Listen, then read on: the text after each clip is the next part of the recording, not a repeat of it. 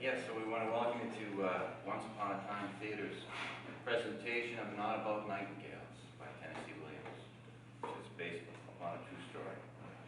So without any further ado, let's all just get to it, and I hope you enjoy the show. Thank you very much.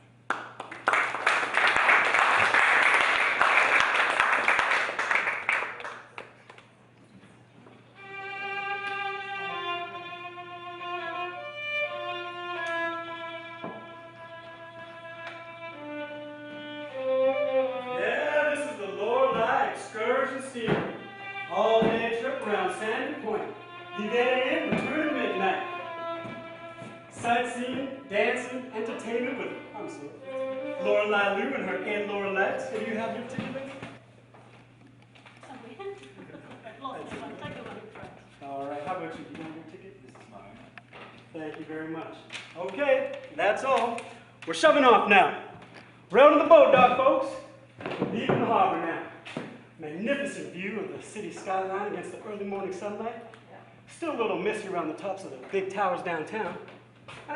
Now you hear those bells ringing? That is St. Patrick's Cathedral. Finest chimes in America.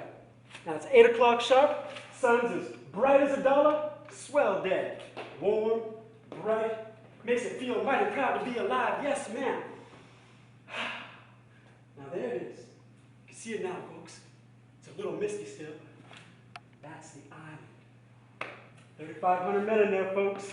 Some of them will never get it. Boy, oh boy, I wonder what it feels like to be locked up in a place like that till doomsday. Oh, now there goes the band, dancing on the upper deck. Dancing, folks. Lorelei Lou and her Aunt Lorelettes. Dancing, dancing, dancing.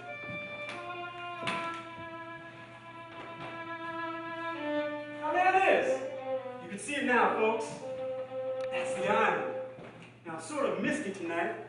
You can see it better if there was a moon. With 3,500 men in there, some of them will never get up.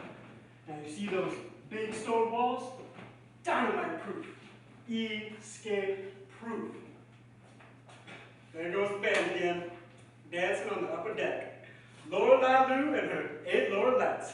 Dancing, dancing, dancing.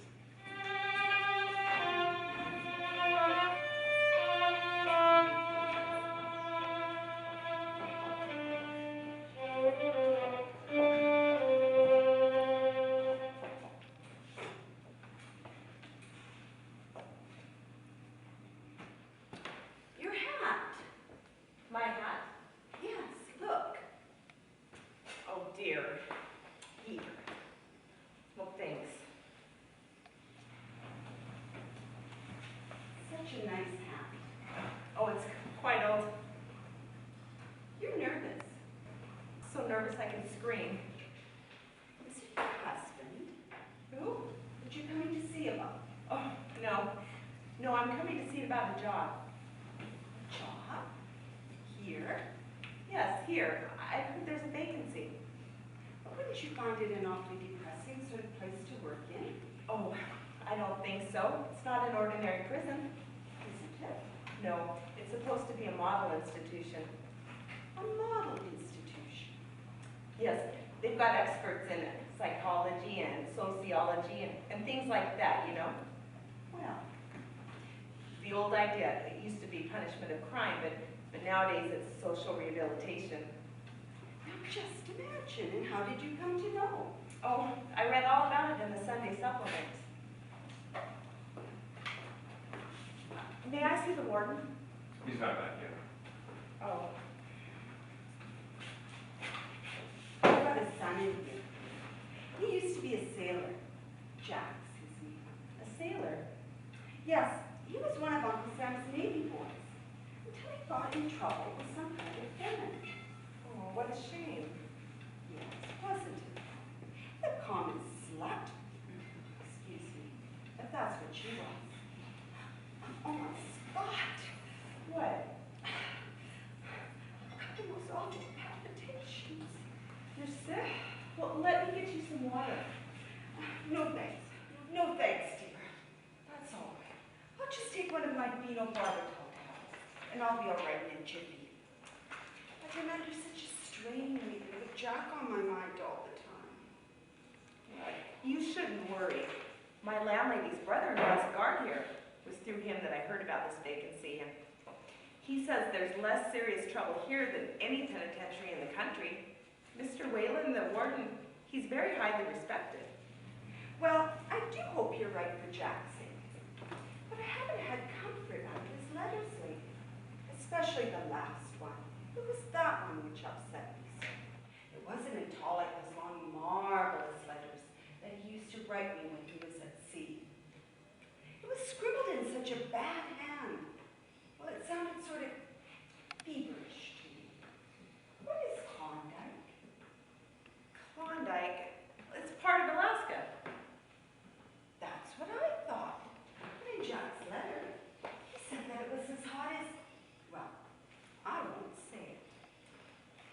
Well, possibly it's one of those colonization schemes. No, I don't think so. In fact, I'm positive it isn't. In Jack's letter, he said they wouldn't let him write me about it if they knew. So he was sneaking the letter out by one of the boys. Oh, well, how long does he have to stay here? 5 years. Oh, that's not so long. It seems like forever to me. He'll probably come out a stronger and better boy than before he went in. Oh no, they couldn't make a better and stronger boy than my Jack was. And that's what I'm going to say to the warden as soon as I can get in to see him. I've been waiting here 2 days. He never has time. I can't stand waiting. Makes me too nervous. I'm going to go in there and make that young fellow tell me when Mr. Whalen will be back. Yes, do. Tell him how long I've been waiting. And ask him if Jack... Oh, dear. I beg your pardon For what? for intruding like this, but when can I see Mr. Whalen? What about? A job. He's out right now inspecting the grounds. Oh, will it take him long? But it depends on how much grounds he feels like inspecting. Oh, You know, sometimes inspecting the grounds doesn't always mean inspecting the grounds. why doesn't it? No. Sometimes it's an idiomatic expression for having a couple of beers in the back room of Tony's, which is a sort of unofficial clubhouse here for the prison staff. Would you like to have a seat? Well, about how long do you suppose I'd have to wait? It's a hot afternoon out there. He might do a lot of ground inspection, and then again he might not. His actions are pretty unpredictable. It's a good word. What? Unpredictable. Any word with 5 syllables is a good word. Oh, you like long words. Mm-hmm. They're my stock in trade. I'm supposed to use a lot of them to impress you with my erudition. There's another one right there. Erudition? Yes, only 4, but that's unusual. I get them all out of this big book. A dictionary. Webster's Unabridged. You see, I'm one of the exhibition pieces. Are you really? Mm-hmm. I'm supposed to tell you that when I came in here. I was just an ordinary grifter. But look at me now. I'm reading Spengler's Decline of the West, and I'm editor of the Prison Monthly. Ask me, what is an archaeologist? Well, what is it? An extinct species of reptile bird. Here. It's our latest issue. Oh, well, why do you call it that? Well, it sounds impressive. Say, do you know what an amaranth is? No, what is it? A flower that never dies. I found it in one of these books, and one of the classical poets compares it to love. What's your opinion of that? Oh, well, what's yours? I wouldn't know. I started my present career at the age of 16, and, That early? yeah, the usual case of bad influences, and at that age, love is something that you dream about and blush when you look at yourself in the mirror the next morning. Say, do you know the name of that song? What song? Ah, 'tis love and love alone the world is seeking. A guy sang in chapel last night. Is that on the level? Well, not exactly. Well, you are inclined to admit a few points. Oh, well, yes. For instance, what I'm seeking is a job, well, in a new pair of stockings. Those look pretty good to me. They're worn to shreds. Well, perhaps I'm prejudiced. Prison, the door to opportunity. Ah, one of my best editorials. It's been reproduced all over the country. I got 10 years of copper for writing that. Copper? Not what they make pennies of. In here, copper means time off your sentence, time off for good behavior. You know, I got about 10 years stashed away in the files, and most of it's for extolling the inspirational quality of prison life. Hello. How do you do? Is Mr. Whalen in yet? He's out inspecting the grounds. Oh dear, I do so want to see him this afternoon. I'm Jack Bristol's son. Sailor Jack? Yes, yes. You know him? Slightly. How is my boy? I'm not allowed to, sorry, I'm not allowed to give out information. You better come back tomorrow morning. What time, please? 10 o'clock. 10 o'clock. Could you give these to him now? I'm afraid that they'll go stale if they're kept any longer. They're for my boy.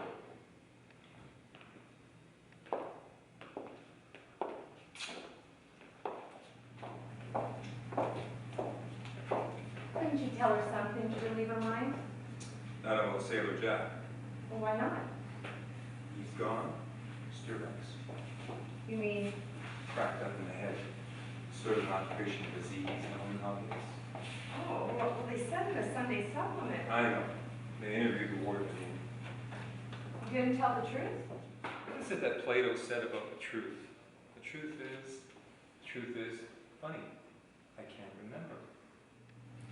So was it the Sunday supplement that gave you an idea of getting a job here? Oh, well, that, and my landlady's brother-in-law is Mr. McBurney, one of the guards here. Max a pretty good screw. What? That means guardian. Here. Here's a copy of our sample. If you look it over, as you can see, what gives you an idea what a Connie gets to eat every day. And as you can see, it weighs quite favorably with the bill of fare of any well-known boarding school. And anyways, everything's done scientifically here. And we have an expert dietitian by calorie. Hello, Mr. Whalen. Hello. Why, hello. It's a breezy day. It's a hot, breezy day. It's a hot, breezy day. Sorry, Jimmy. A little bit too much ground inspection. Excuse me, young lady. I'm going to do a strip tease. Yep, it's a mighty wind. Reminds me of those beautiful golden brown biscuits my mother used to bake. What's this? Speak of biscuits and what turns up but a nice big batch of homemade cookies. Have one, young lady. You too, Jimmy boy. Ha ha ha. Awful big paw in there, Jimmy. Jimmy, why don't you show the new Archie, what do you call it, to Miss Daily News or the Morning Star? Have a chair, I'll be right with you. Sweat, sweat, sweat's all I do these hot, breezy days. He thinks you're a newspaper woman. Now, let's see. You're probably here to question me about that ex-convict story and that damn yellow sheet down in Wilkes County. That stuff about him getting pellagra down here. Jimmy, hand me a sample menu. She's not a reporter. Then what is your business? Well, I understand there's a vacancy here. Mr. McBurney, my landlady's brother-in-law, well, he was telling her that you were in need of a new stenographer. And I'm sure I can qualify for the position. I'm a college graduate, Mr. Whalen. I've got 3 years of business experience, references with me. But I have had such abominable luck these last 6 months. The last place I worked, well, the business recession set in, and they had to cut back on their sales force. They gave me some wonderful letters. I've got them here with me, but, oh, dear, I have broken my glasses. Yeah. Could you give me a job, please? I'm terribly nervous. If I don't get a job soon, You'll what? Go off the deep end? something like that. Well, Miss Crane, Eva Crane. You see this window? They call this window the quick way out. It's the only window in the house with no bars. It doesn't need bars. The window's right over the bay. So if it's suicide you're looking for, Miss Crane, that window's right at your disposal. No. The next time you apply for a job, don't pull a sob story. What your business executive is interested in is your potential value, not your personal misfortunes. I see. Simma. Hold on a minute. Yes. There is just one prerequisite for a job in this office. Jimmy? The ability to keep your mouth shut unless given specific instructions to speak. Do you think you can do that? Yes. The motorboat leaves dock tomorrow morning at 7:45. Thanks. Yes. Thanks. What do you think, Jimmy boy? Pretty okay, huh? Yes, sir. Yes, sirree, dizzy as hell, but she got a shape on her that could bust the bricks of a federal pen.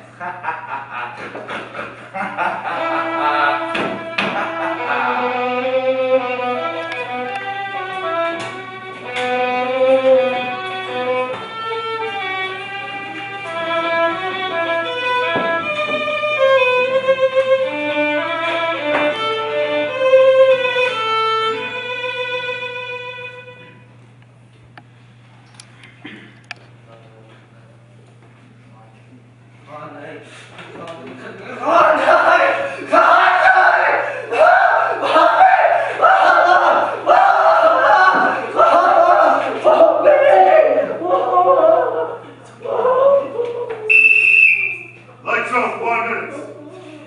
Ah, you fruit! Go toot your goddamn horn out of here! Must think they're running a stinking sweatshop or something, this working overtime stuff. Get your task done or come back after supper. The goddamn machine got stuck! Deliberate sabotage, he calls it. Just sabotage his guts. What happened to you this morning? Well, I got an awful pain in the back of my neck, and I flipped out. When I came to, I was lying in the hospital, and they were sticking a needle up my arm. Say, what does +4 mean? Christ, Talk it through, Marbles. No, is it bad? we're in swell society, Butch. A lunatic and a case of sick. The Sith? No. Got the cackle in there. It's after lights. God damn it, can't you see he's blowing his top? Yeah, get him out of here. Nah, he's putting on an act.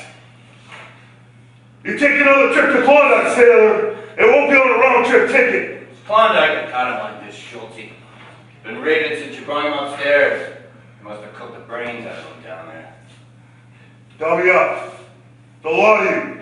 One more squawk, and I'll call a strong-arm squad. Mr. Schultz, Mr. Schultz, Yeah. what does +4 mean? I wasn't afraid of losing all my copper. I'd reach through and grab that bastard. Rattle them peapod brains of his. Roll them on the floor like a paradise. The trouble isn't here. You gotta pick your man. I never rubbed out his guard. I never get a chance at the boss. Time is it? No. 10:30. No, they don't mean that. I mean, if it's serious, they would have kept me in the hospital. It's just indigestion. That's what I told them. The food here is no good. It don't sit well on my stomach. Spaghetti, spaghetti, spaghetti. I'm sick of spaghetti. I'm trying! Hey, fine.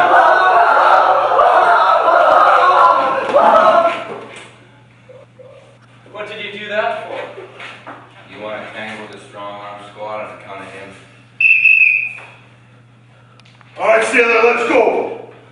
Get him up. All right, Jackie.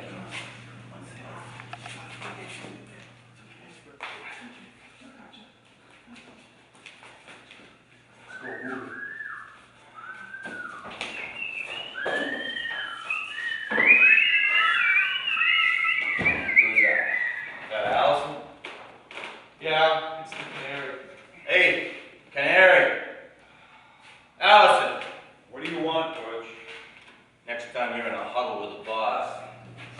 Tell him the Angels in Hall C have put another black mark on his name for Sailor Jack. I'll tell him. Tell him someday we're going to appoint a special committee of one. Come down there and settle up the score. You hear me, Stu? I hear you. Just think, they used to be cellmates with him.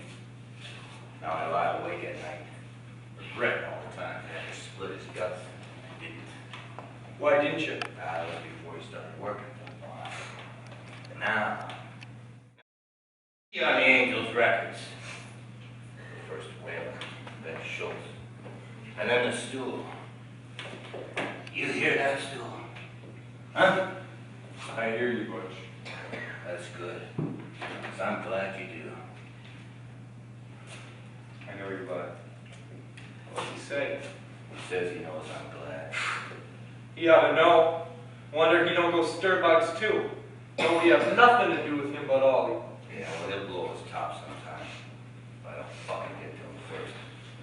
You hear that, stool? I said you're gonna blow your top like Sailor Jack sometime.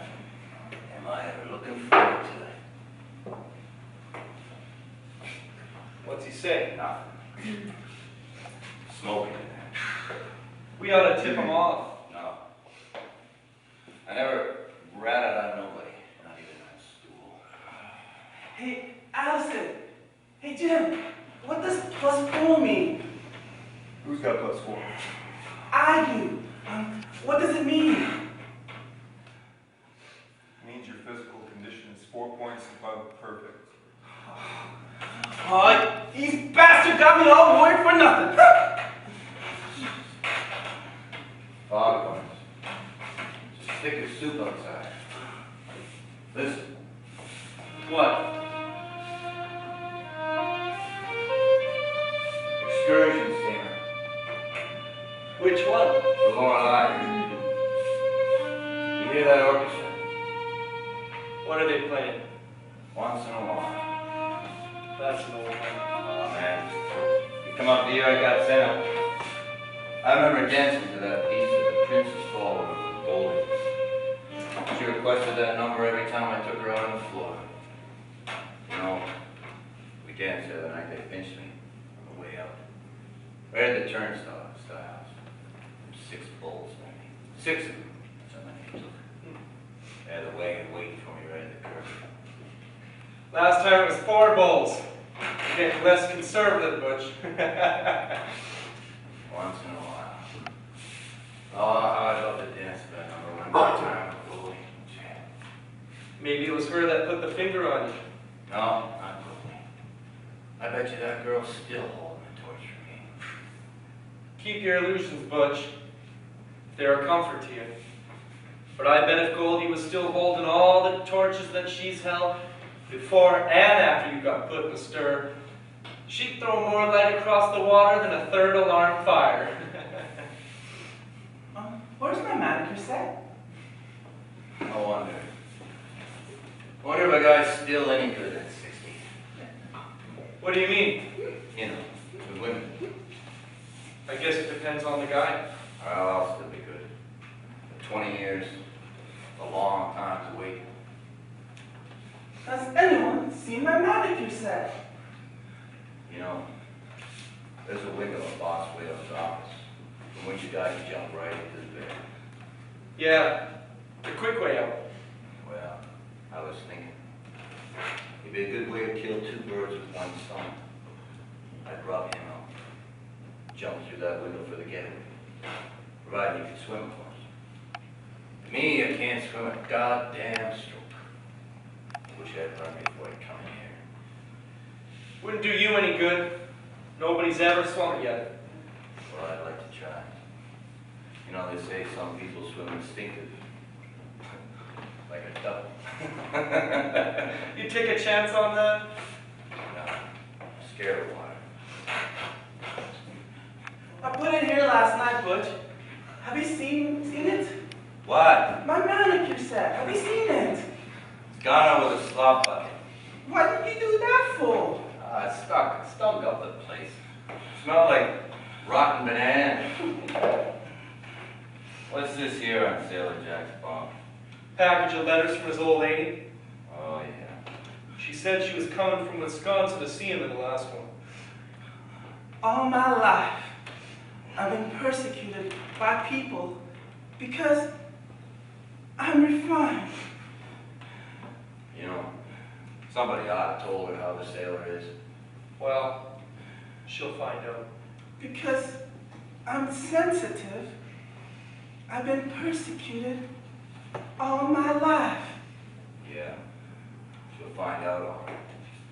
Sometimes, I wish I was dead.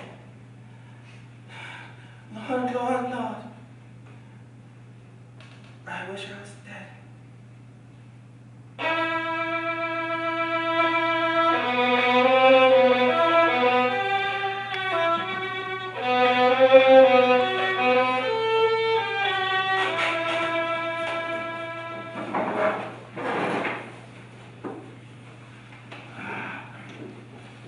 How is the racetrack, Bartholomew? Is it fast or slow, or what is it? All right, give me $20 on Windy Brutus show. Thanks. Anybody outside? Yes, that woman. What woman? The one from Wisconsin. She's still waiting. Eva, I told you I didn't want to speak. Beg your pardon. I took the liberty of coming in. I hope you won't mind. You see, I'm Jack Bristol's mother, and I've been wanting to have a talk with you for so long about my boy. Sit down. I'm pretty short on time. I won't take much, Mr. Whalen. To begin with, I never felt the jury did quite right in giving Jack 5 years. But that's done now. I've got to look to the future. Yes, the future. That's right, the future. I haven't heard from Jack lately. He'd been writing me once a week until just lately. Well, lots of boys are late with their weekly correspondence, man. For 2 years, not a week went by without a letter, and then suddenly, just a month ago, they stopped coming. Naturally, I felt rather anxious. Jimmy! I want you to check on a boy named Bristol. Thank you. I came all the way from Wisconsin. Long trip, huh? Wisconsin's where they make all that fine cheese. Yes, we're very proud of our dairy products up there. Yes, sirree. They make the finest goddamn cheese this side of Switzerland. Jack's last letter was strange. I have it with me. It's not at all like Jack. He wasn't transferred to any other prison, was he? No. Because all through his letter, he kept on complaining about how terribly hot it was in a place called Klondike. His penmanship has always been rather irregular. But this was so bad, I could scarcely read it at all. I thought that perhaps he wasn't well when he wrote it. Feverish, you know. He's very subject to colds, especially at this time of year. I know it's not easy, Mr. Whalen, to make exceptions in an institution like this. But in Jack's case, when there are so many, many considerations, so much so that I regret myself when I look back at things, mistakes that I made. Ah, well, we all make mistakes. Such grave mistakes, Mr. Whalen. Our household was not an altogether happy one, you see. Jack's father, he was a Methodist minister, and his views naturally differed quite a bit from most young boys. Ah, a preacher's son. Yes, but there was a disagreement not long ago among the congregation, and my husband was forced to retire.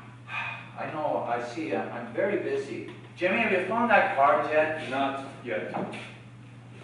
He was so uncompromising, even with poor Jack. So Jack left home. Of course it was against my wishes.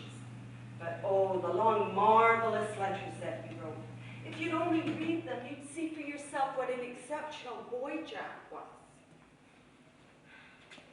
Port Said, Marseille, Cairo, Shanghai, Bombay. Oh, Mother, it's so big, so terribly, terribly on writing, as though he tried to squeeze it all into his heart until the bigness of it all made this heart crack open. I thought that anything he loved as much as that would surely keep him safe. And then he didn't write for a while, until this came. I still don't understand it. He mentioned a girl. He said it wasn't his fault. I know it wasn't. If I could only convince you of that. It's no use, man. You might as well talk to the moon. He's had his chance. But in Jack's case... I know, I've heard it all before. Jim, have you found that card yet? You better look at it yourself. Read it. Read it. What are we running, a social service bureau here, Jim? If anything's gone wrong, I'd like to know. Jack Bristol. Larceny. Convicted May 1936. Sentence 5 years. He slacked his work, spent 3 days in Klondike. Is that on the card? No, but I wanted to let this lady know what happened. What happened? Read it. Well, you see, man. Read it. Read what's on the card, Jim, that's all. Came up before the Lunacy Commission, May 1938. Transferred to the psychopathic ward. Violent. Delusions. Prognosis. Dementia precox. That isn't Jack, my boy. Now see here, ma'am. I know how you feel about this. I have all the sympathy in the world for you women that come in here, but this is a penal institution, and we simply can't be taking time out from our routine business for things like this. My boy. Jack, my boy. Not what you said. Anything but that. Say he's dead. Say you killed him. You killed him. But don't tell me that. I know. I know how it was in here. He wrote me letters. The food, not decent. I tried to send him food. Even that you took from him. That place you sent him 3 days, Klondike. I know. You tortured him in there. You tortured him. That's what you did. You tortured him until you drove him crazy? Is that what you said? Oh my God! Oh my precious Jesus! My son! Get this goddamn, get her out, get this goddamn woman out of here. Jim, My son! get her out of My here. son!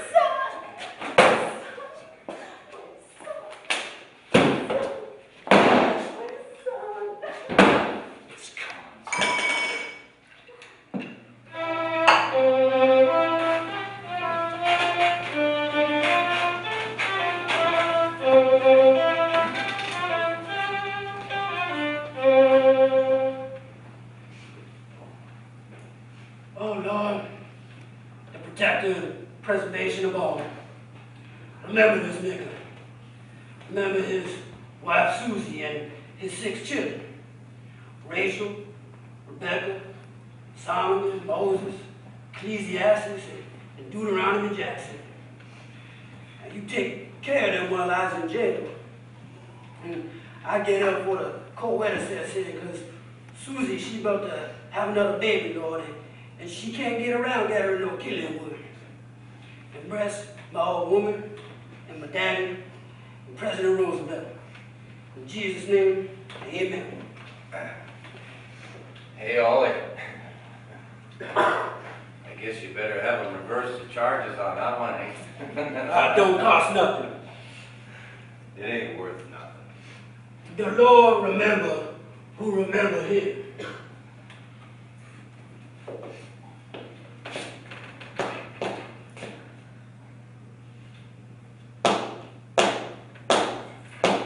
Rockin' my soul in the bosom of Abraham. Rockin' my soul in the bosom of Abraham. Rockin' my soul in the bosom of Abraham. Oh, rockin' my soul.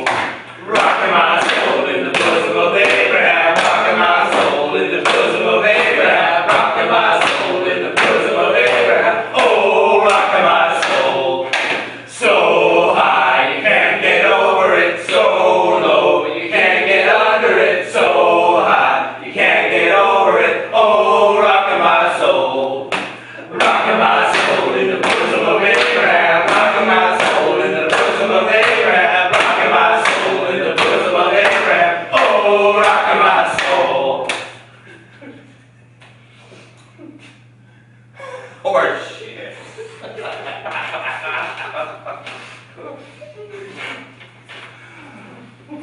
What's the matter, Ollie?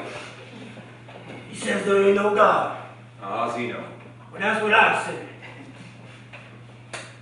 And you believe there is, don't you, Jim? Somebody upstairs, I don't know. I guess I'm what they call an agnostic. Now you mean a Episcopalian. Yeah. Hey, rub my back for me, Ollie. I'm tired. All right. You want the liniment or the bacon grease? Give me the liniment.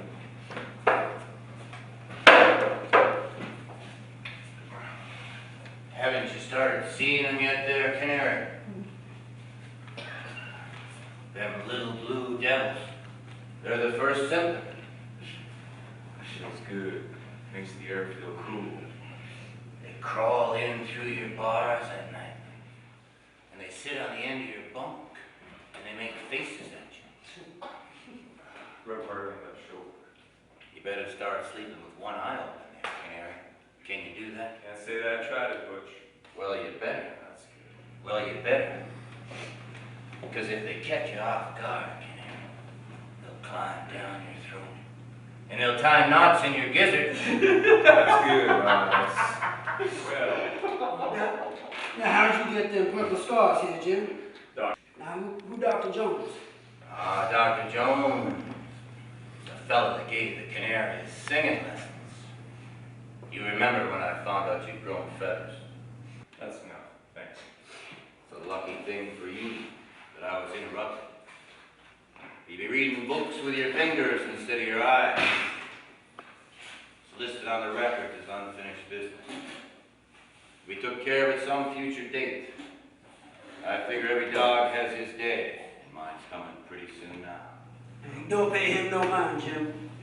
No, there's a wall between him and me. You fucking bet there is. You'd be a dead canary. There'd be yellow feathers floating all over Wall Street. As a matter of fact, Ollie, there's a wall between every man in here and outside of here. Outside? Nah. Sure there is. Every man living is walking around like he's in a cage, only he don't let it go until he's dead. And that's when it all comes to pieces and he stops being lonesome. Because he realizes he's part of something bigger than him. I'm bigger than him. Yes. What's that? Intellectual and universe.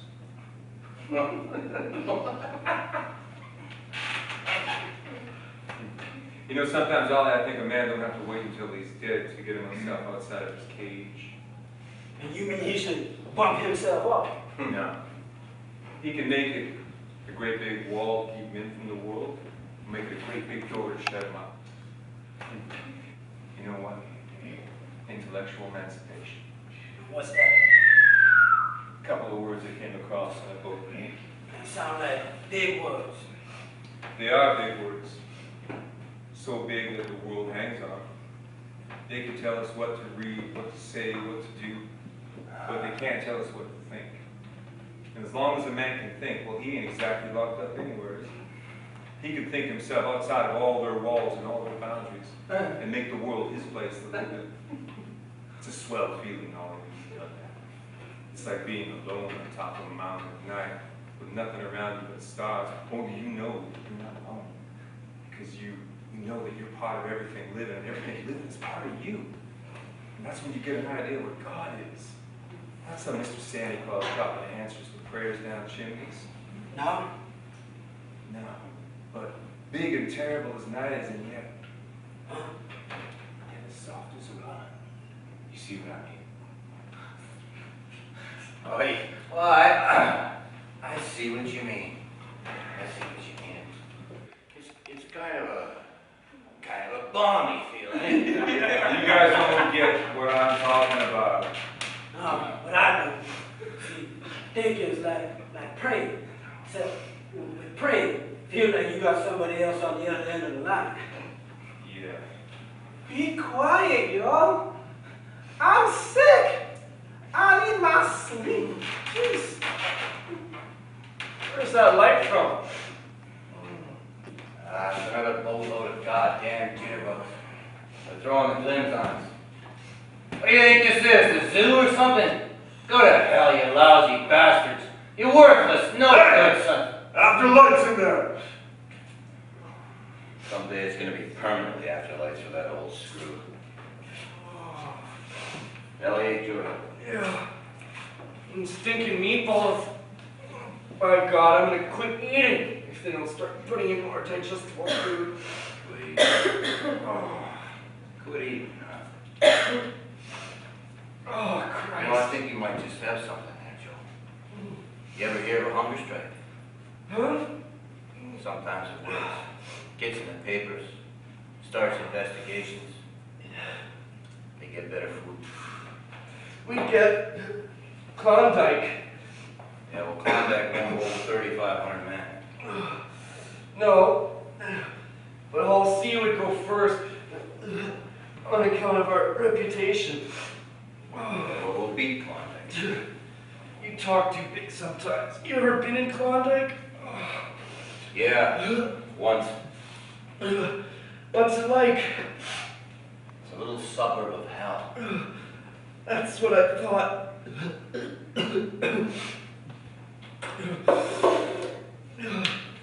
They got radiators all around the walls. And there ain't no windows. Christ almighty. Steam. Steam hisses out of the valves. Like this.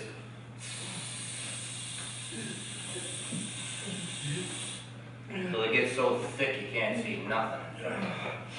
It's like breathing fire in your lungs. The floor gets so goddamn hot you can't stand on it. There ain't no place else to stand. How do you live? There's an air hole in the wall over the side. When there's a bunch in Klondike, they get panicky and they start fighting over the air hole. And the ones that ain't strong don't make it. It kills them? Oh, yeah. Unless the boss takes them out. But when you beat in Klondike, you beat everything they got to offer in here. It's their ace of spades. What's that about Klondike, Butch? Nothing. He's talking in his sleep again. I dreamed about Klondike one night. Did you? Yeah. It was the night I woke up screaming. Remember? Sure. I remember. Oh, Jesus.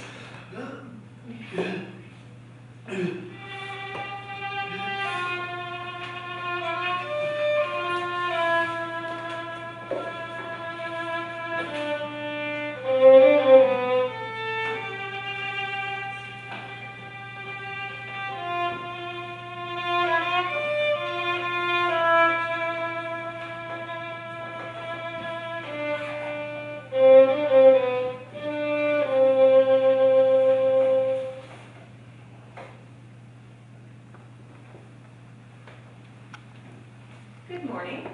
Hi. I believe you spend more time here than the boss does. That's because I like it here, especially when I'm alone. Oh, you'll excuse my intrusion. No, I didn't mean you. You don't bother me. Thanks.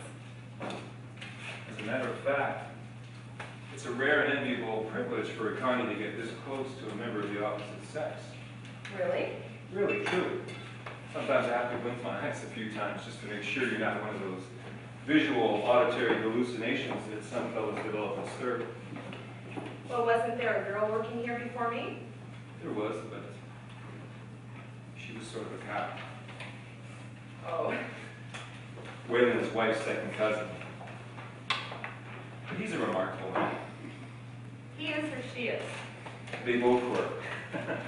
Now you know why they call me the canary. I talk too much. No, in what way? Well, he had her in there the first week. Well, what's in there? He would go in there after ground inspection, and she would go in there with him. And she died of an operation, and Wayland bought his wife a new coat. So how do you like your new job?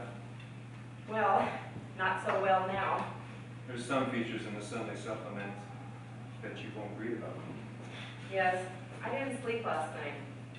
No? I'm thinking about that boy's mother. You get used to things like that around here. Well, I don't want to get used to things like that. Well, why don't you quit then? Say, you don't know much about the unemployment situation. No, I got into before the Depression. Well, you're lucky. Think so? You know, there was a case in the paper where a man broke a plate glass window just so he could go to jail and get something to eat. I bet he regretted it, especially if he ended up in this place. Well, I don't know. The sample menu's okay. I always spill that stuff on everybody that comes in the office just so they don't know what's really going on. And what's that? Starvation. You're crazy. Sure I am. Crazy as a bedbug. But I've still got sense enough to recognize beans and hamburger and spaghetti. And when they're served to me in slightly varied combinations 6 or 7 times a week, will you wonder why we make such a big fuss about it? Well, I'll tell you why. Because he is important to us. We ain't got no women to sleep with, no shovels, no hammers, no papers to write on, no automobiles, no golf. Eating's all we got. And when they make it so darn monotonous that we want to puke at the sight of it, well, that's like setting a match to a keg of powder.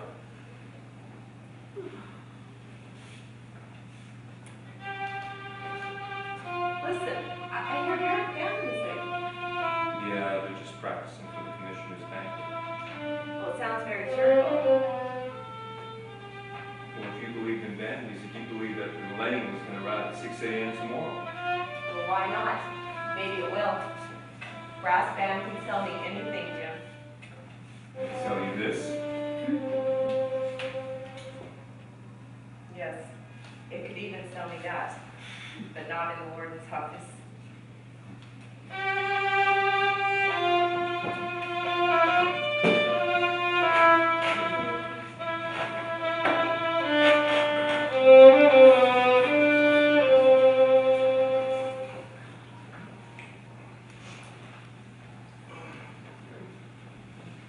Did you eat yours? Eat that shit. Make me sick just to look at it. Spaghetti 4 times a week. Ah, that's nothing. I used to work in a spaghetti factory. Really? Oh, yeah. I remember one time the spaghetti machines got out of control. Spaghetti all over the place. Spaghetti oozing out of the walls, the doors, the windows. Spaghetti blocking up the every window, everywhere, man. Just a big suffocating mass of spaghetti. Oh, please. So I says to the boss, I says to the foreman, for Christ's sakes, how in the hell are we going to get out of here now? With all this spaghetti slopping all over the floor. He says to me, boys, there's only one way we're going to get out of here now. How's that? Here, he says. He hands me a big knife and a fork and says, you gotta eat your way out. Oh, for the love of master. Bringing a new boy in. Here's your boudoir, Sonny. Here? Yeah, here. What did you do that for? Shove me. I was going in, wasn't I? Sure, he was going in. He just wanted to help you. I don't like being pushed around like that. I'd complain to the governor. I have an appeal coming before the governor. Have you now? Yeah, I didn't get a fair trial. I was railroaded up here. My lawyer said so. Your lawyer said so. Yeah, he said, hey, we all gotta stand here together like this? Jesus, too small. What's that your lawyer said? He said, what's that? Cockroaches. Oh, gosh. I don't like being creeped up like this. What did your lawyer say? He said for me to sit tight. He'd have me out of here in 2 weeks. A month at the most. A month at the most. What do you think of that, Butch? I think it's a lot of that stuff they use shovels for. Clean off the stable floor. New bunk there, new boy now. Get on over there and pay attention to what I got to tell you. Hey, quit shoving. How old are you anyway, you little punk? 20. I told you I don't like being pushed around. Listen, when you're talking back to me, you're talking back to this. Now sit down. Pay attention to what I have to say. Why should I take orders from you? You're not one of the officials around here. Listen, buddy. In Spain, it's Mussolini. You mean Italy? It's Mussolini.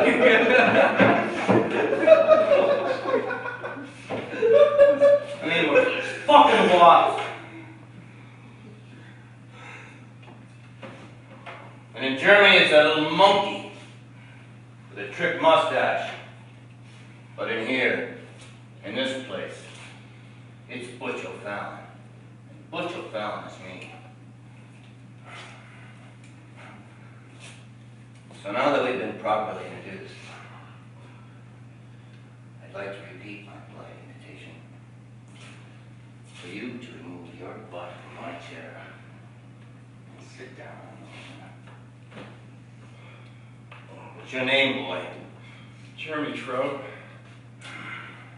It's your first stretch. Yeah, what of it? What's your rap? I was indicted for stealing money. What from? Cash register at a chain store. I didn't do it. I was framed by a couple of clerks. Well, you know, I believe you. You don't look like you got enough gumption to crack it, Phil. How much you got? On me? Nothing. They even took my cigarettes. Oh, boy. In your stretch, how long? Judge Leston gave me 5 years. My lawyer says I'll take like 2 weeks. You'll do 5 years. What? 5 years? I'll go crazy locking here that long. Talk to your mother. Oh, I feel sick. Oh, that air in here is no good. No? Oh, no. It smells. Well, there's the slop. Oh, no. It ain't been emptied yet. That's your job. The new man always empties. 5 years. I couldn't stand being cooped up that long. At high school, I was a runner, you know. A runner, huh? That's what I said. You look so athletic. Woo. Woo. Yes, I held a 220 state record for 3 years. Well, fancy that. That's what I was made for. Running. Just take a look at my legs. Pips, huh? If I could get permission to run around the yard a few times, that way I think it's capable of great condition. You'll go like Sailor Jack. I'll get you marbles. Buddy, I ain't the sentimental type. But I feel sorry for you. Why? Don't you think you'll let me?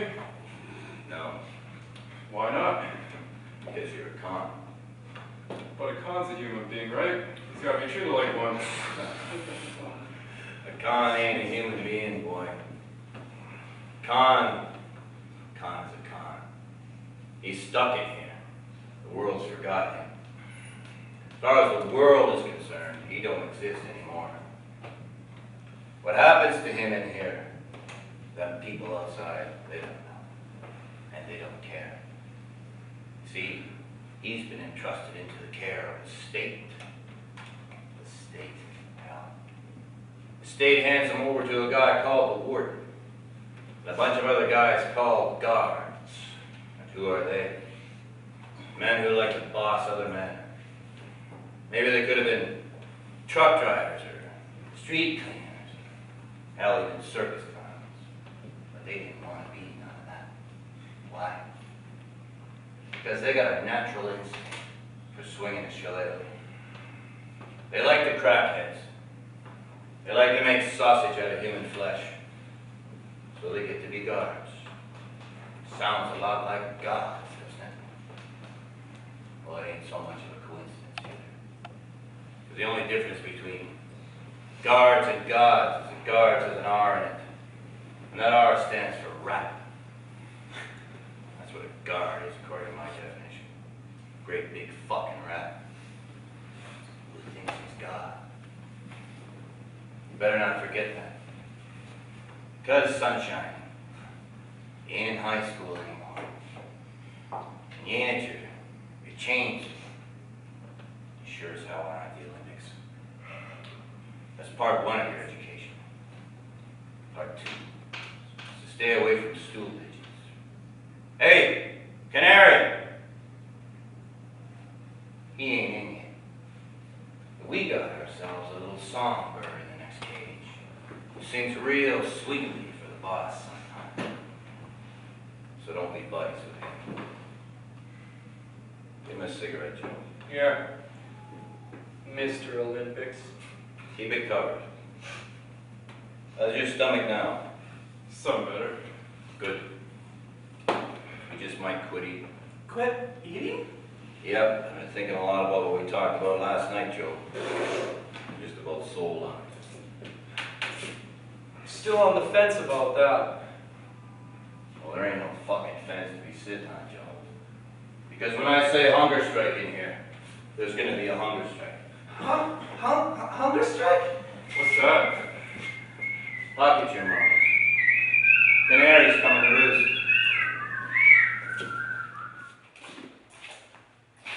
Hello, Moon. She's big and yellow tonight, Joe. You're going like Sailor Jack, saying hello to the moon. You know, me and God got something in common, Joe. Yeah? What's that? A weakness. Blondes.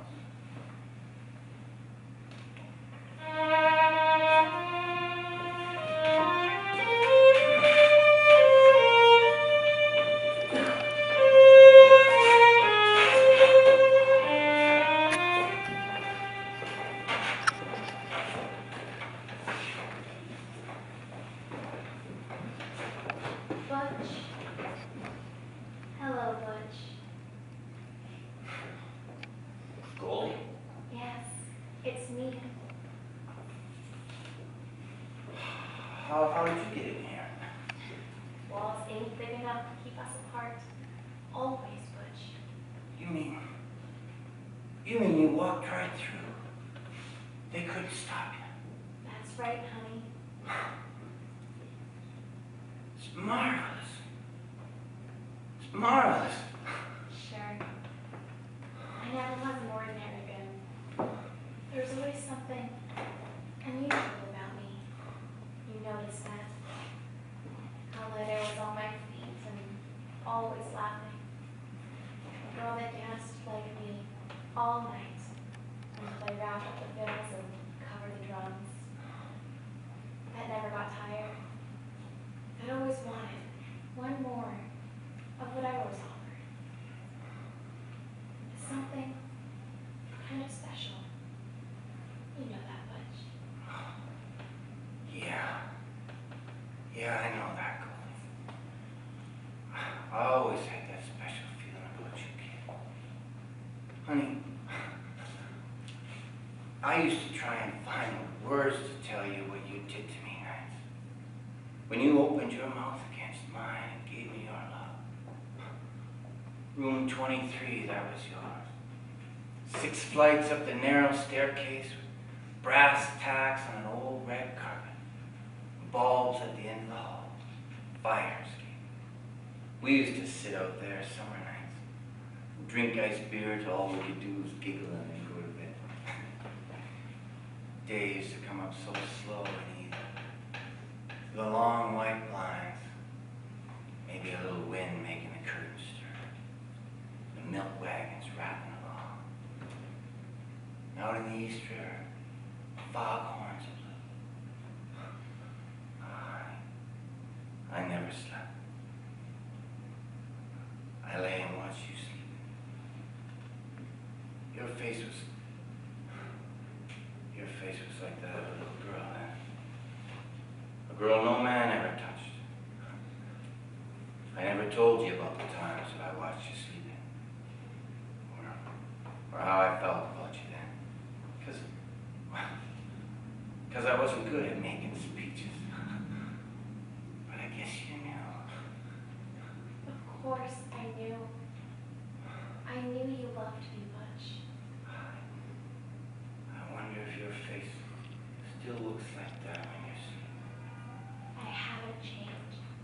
You want to know that much. But how do you live? How do you get along now, Goldie? As good as any girl can expect. I still work days over at the Imperial Dry Cleaners and nights I work at the Paradise Butch. I wanted you to quit the Paradise, Goldie. What for? I don't like other fellas dancing with you. They don't mean nothing, just pay sport tickets. That's all they are to me, Butch. I keep the stubs and try to make for cash. And that's as far as it goes. Yeah, but when they hold you close sometimes, when the lights go over the walls, you don't ever close your eyes and blow your breath down their necks like you done for me, Goldie. No. Never. You wouldn't lie to me, Goldie. Of course I wouldn't. Some girls say one man is as good as another. That they're all the same. But I'm not made like that, Butch. I give myself for keeps. And time don't change me none. I'm still the same. Same old Goldie, huh?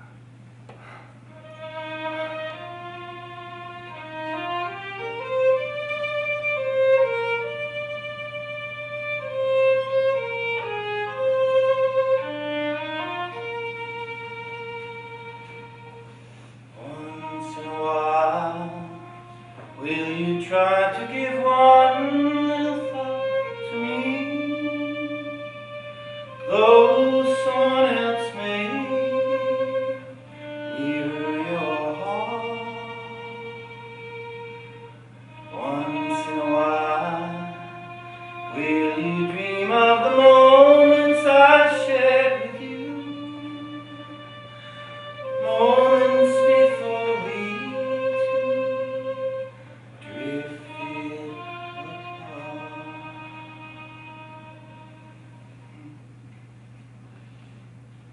The same old kid, running my dancing slippers down at the heels, but not forgetting your love, and going home at nights alone, sleeping alone in a big brass bed, half of it empty, Butch, and waiting for you. Waiting for me, Goldie. Yes, waiting for you. Goldie. So long, Butch. Goldie! So long. Goldie! What's the matter, Butch? He's talking and sleeping. Goldie!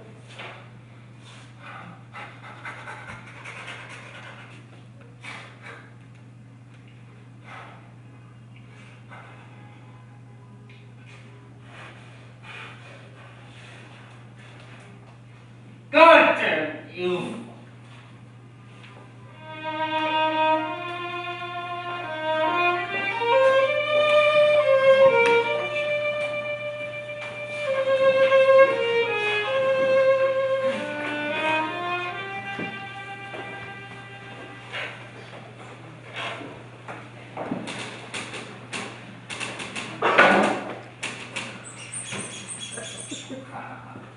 Look at this.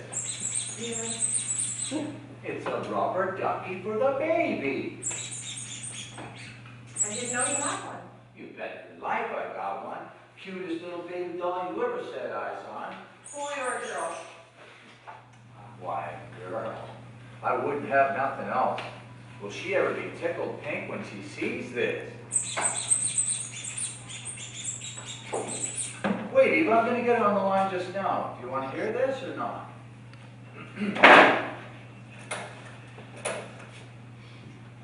Hello, Mama. Yeah. How's Trix? Okay. Yeah. Well, put the baby on. Now listen, listen. Hooligan. Hey, Poppy. Poppy got wanted to know if you was being a good little girl. You are? That good. Poppy got something for good little girls. No, not a dick candy. You'll see when Poppy gets home. Yes, you will. Popsy's gotta go now. Bye-bye. Bye-bye. Cute as the dickens, though. Looks just like Shirley Temple. Look. Yes, there is a resemblance.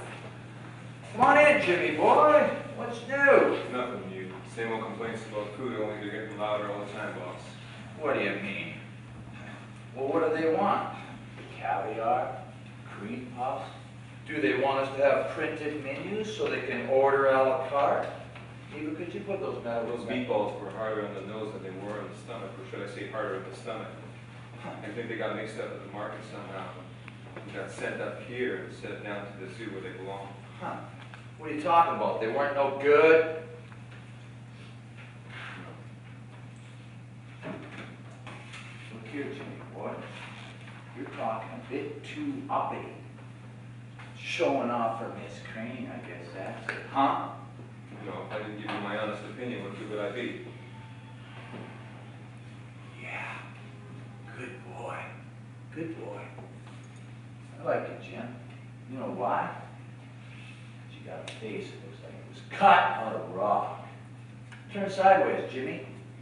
Eva, have you ever seen a clean-cut profile from that? The jaw, the nose, the lips. Looks like it was carved out of stone. I tried to break that when Jimmy first came in here. Yes, I did. I never could. It always stayed like it is. Stone face. Never got it to change. Not even when I give him 50 strikes with a rubber hose every morning for 14 days. Do you remember that, Jimmy boy? Do you? Yes, sir. And I seen I couldn't break him. I said to myself, Bert Whalen, here's a man that you could use. So I did. Jimmy's a trustee now. Keeps me posted on the conditions of the men.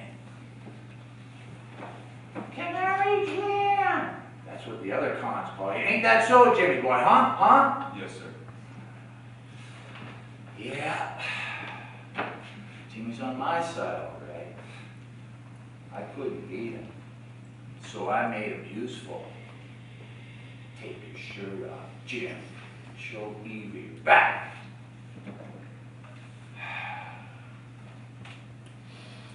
Come on, take it off. Come on. Hurry up. Hurry up, Jim. Look at that, Eva. See them scars? See them? Got them 10 years ago. Pretty sight it was then. Raw meat. Skin hung down like pieces of red tissue paper. Flesh was all pulpy, beat up. Blood swirled like juice from a ripe tomato every time I brung that whip down.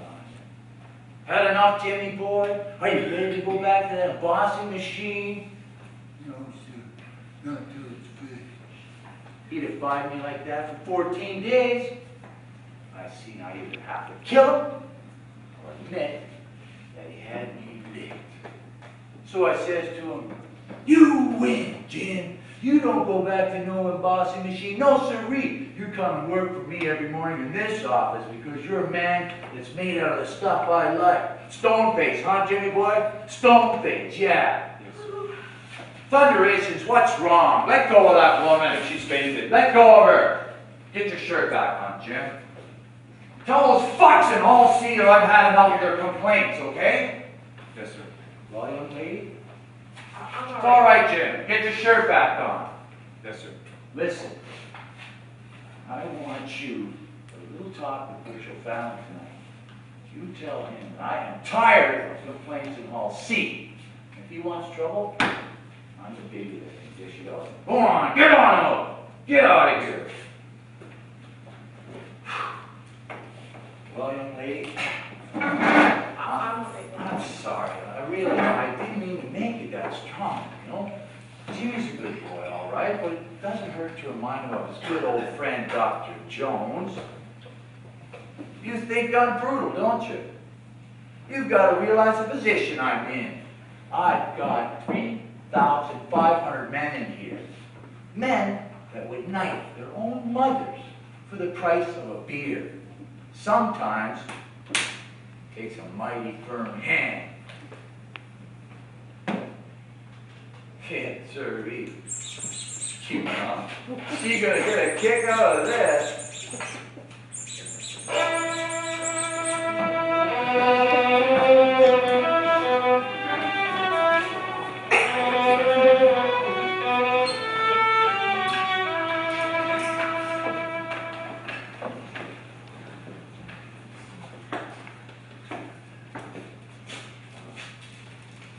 Save your shoe leather. What for? You might want to eat it tonight instead of cold beans. Beans, huh? Hey, it's a letter from my lawyer. What does it say, honey? He says for me to sit tight. Goodness, my nails are in awful condition. Sit tight? What does he think I've been doing since I fucking got here? Sit tight! Take it easy, Mr. Olympics. Who told you cold beans? Boy that works in the kitchen. I don't trust that lawyer. This time he says 6 months. I don't trust no man, honey. No further, I could kick Grant's too with my fractured toe. You know, he ought to know. Who, my lawyer? Your lawyer. No, the kitchen lawyer. Maybe our friend the canary forgot to spill. Yeah, he wouldn't forget to spill anything. Then maybe the boss don't care how we feel about cold fucking beans for supper. No, he wants to call our hand. Sure. He's got an ace in the hole. Klondike. Yeah, but we got one too. Hunger strike? You named it, brother. Two guys can't hold the ace of spades. Oh yeah.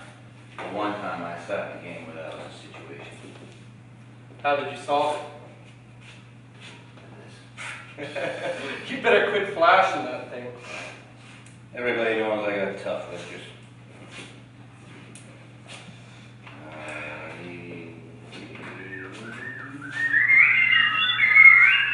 Oh, looky here. Here it comes. It's the canary. Oh, canary. Hey, how them solo flights you been making? You know, out there on the mountain tops. Nothing around you but the stars. Don't pay him no mind, Jim. Never mind about that, I got something to tell you. Oh, why don't you tell us about Goldilocks and the Three Bears, huh? I like goody two-shoes. What? So come outside for a minute. All right. You want to fight, do you, huh? No, I want to talk.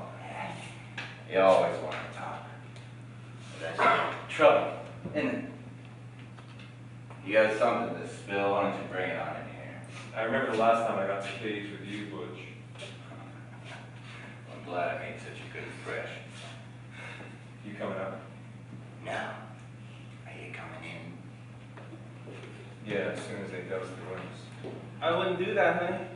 Butch has tough whiskers. Yeah, I know what you cut some of. Why don't you spill it then? I never deliberately ratted on no one, but all right, I'm coming in. Now, Butch. Watch yourself. It's not worth getting jerked to Jesus for. No, Canary. My respect for you's gone up 200%. It's like I was telling Oliver last night. We all got walls around ourselves, Butch, that we can't see through.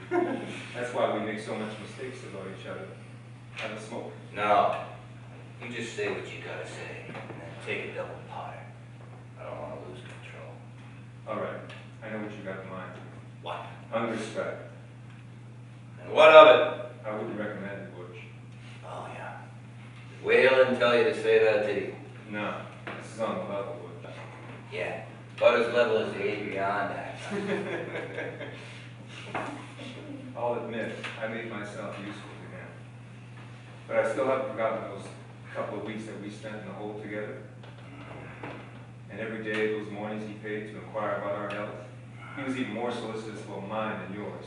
A thing like that creates a common... Come to the fucking point! All right. I'm cut up for parole next month. Yeah. I might get it. And if I do, I'm going to justify my reputation as a brilliant vocalist. I'm going to sing so high and so loud that the echo is going to knock all these walls down. I know plenty from working in the office. I know about the pet grabs, about the intimidation of employees, about the torture of convicts, about the hole, about the water cure, the overcoat, about Klondike, and about that food or slop wrap that we've been eating. Give you 1 month, that's all. And when I get through, I'll make sure that Whaler is in the psychopathic ward next to Sailor Jack. I promise you, things will be different around here. Here, it's an article I read about the industrial reformatory in Chillicothe. That's the kind of place this will be. Let me see. I don't want no fucking articles, Ellison. You're full of shit. Take it easy, Butch. So you don't want us to go on a hunger strike? No, it won't do you any good. The boss will throw the bunch of you in Klondike. Do yourselves a favor. Work with me. Together we can case this jug, but not if we keep going in opposing ways.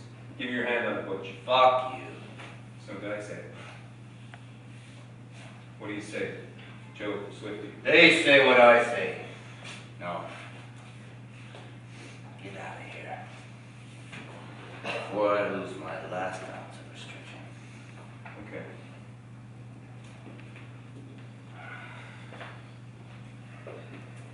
Maybe he was on the level. Yeah. He'll be on the level, all right.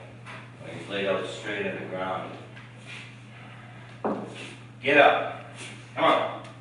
Supper time. Leave me alone. I'm sick. I don't want any supper. Well, you're coming along anyhow. Just in case the supper kitchen boy was right about supper. Come on. Come on, yous. Hell's bells is ringing. It's gonna be T-bone steaks smothered in mushrooms. Tonight's the night of all nights, boys. We're gonna do it up good. Come on.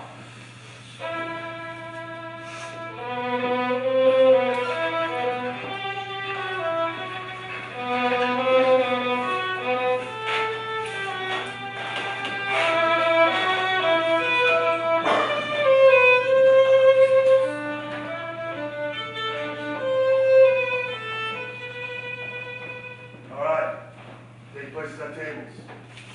Sit down. Start eating. Don't eat this slop.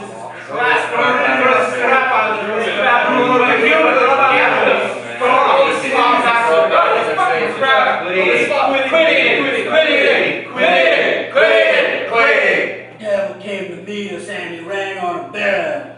25 men get a ticket to hell. Turn on the heat! Turn on the heat! They're gonna give us hell when they turn on the heat! Turn on the heat! Turn on the heat! They're gonna give us hell when they turn on the heat! Back in Missouri, where I was born, I worked all day in a field of corn. Got pretty hot, but at night it was nice, cause we kept our beer in a bucket of ice. Turn on the heat! Turn on the heat! They're gonna give us hell when they turn on the heat! Turn on the heat! Turn on the heat! They're gonna give us hell when they turn on the heat! That's one rap that a county can't beat when the warden says, boys, you're gonna turn on the heat. Turn on the heat! Turn on the heat! They're gonna give us hell when they turn on the heat! Turn on the heat! Turn on the heat! They're gonna give us hell when they turn on the heat! Devil came to meet us and he rang on a bell. 25 men get a ticket to hell. Turn on the heat! Turn on the heat! They're gonna give us hell when they turn on the heat! Turn on the heat! Turn on the heat! They're gonna give us hell when they turn on the heat! Now you boys are gonna learn a good lesson about making disturbances in the mess hall. One out of each cell. You started something all right. Jesus Christ. Ollie, come on out. You're elected. What you want me for, Mr. Schultz? Stand back there, Butch. Who's in here with you? Joe? Queen? I started the noise there, Schultz. Yeah, I know you started the noise. But we're saving you, Butch. You're too good to waste on the whole. I didn't make any noise, Mr. Schultz. I was quiet the whole time. Who's that on the bump? Ah, the new boy! Playing puss in the corner. Come on up. He didn't make any noise, Mr. Schultz. Come on, boy! He didn't. I didn't make any noise, Mr. Schultz. I was quiet the whole time. I didn't want any supper. Get in line there. Ollie, get on up here. I want to see the warden. Pipe down. No! No! No! All right. That's enough. 2 weeks in the hole. Come on, Schultz. Nothing but bread and water. Maybe we'll finish you off with a Turkish bath. Step on it. Hat, hat, hat, hat. Christ. Swifty won't make it. They'll kill him down there. They'll kill him.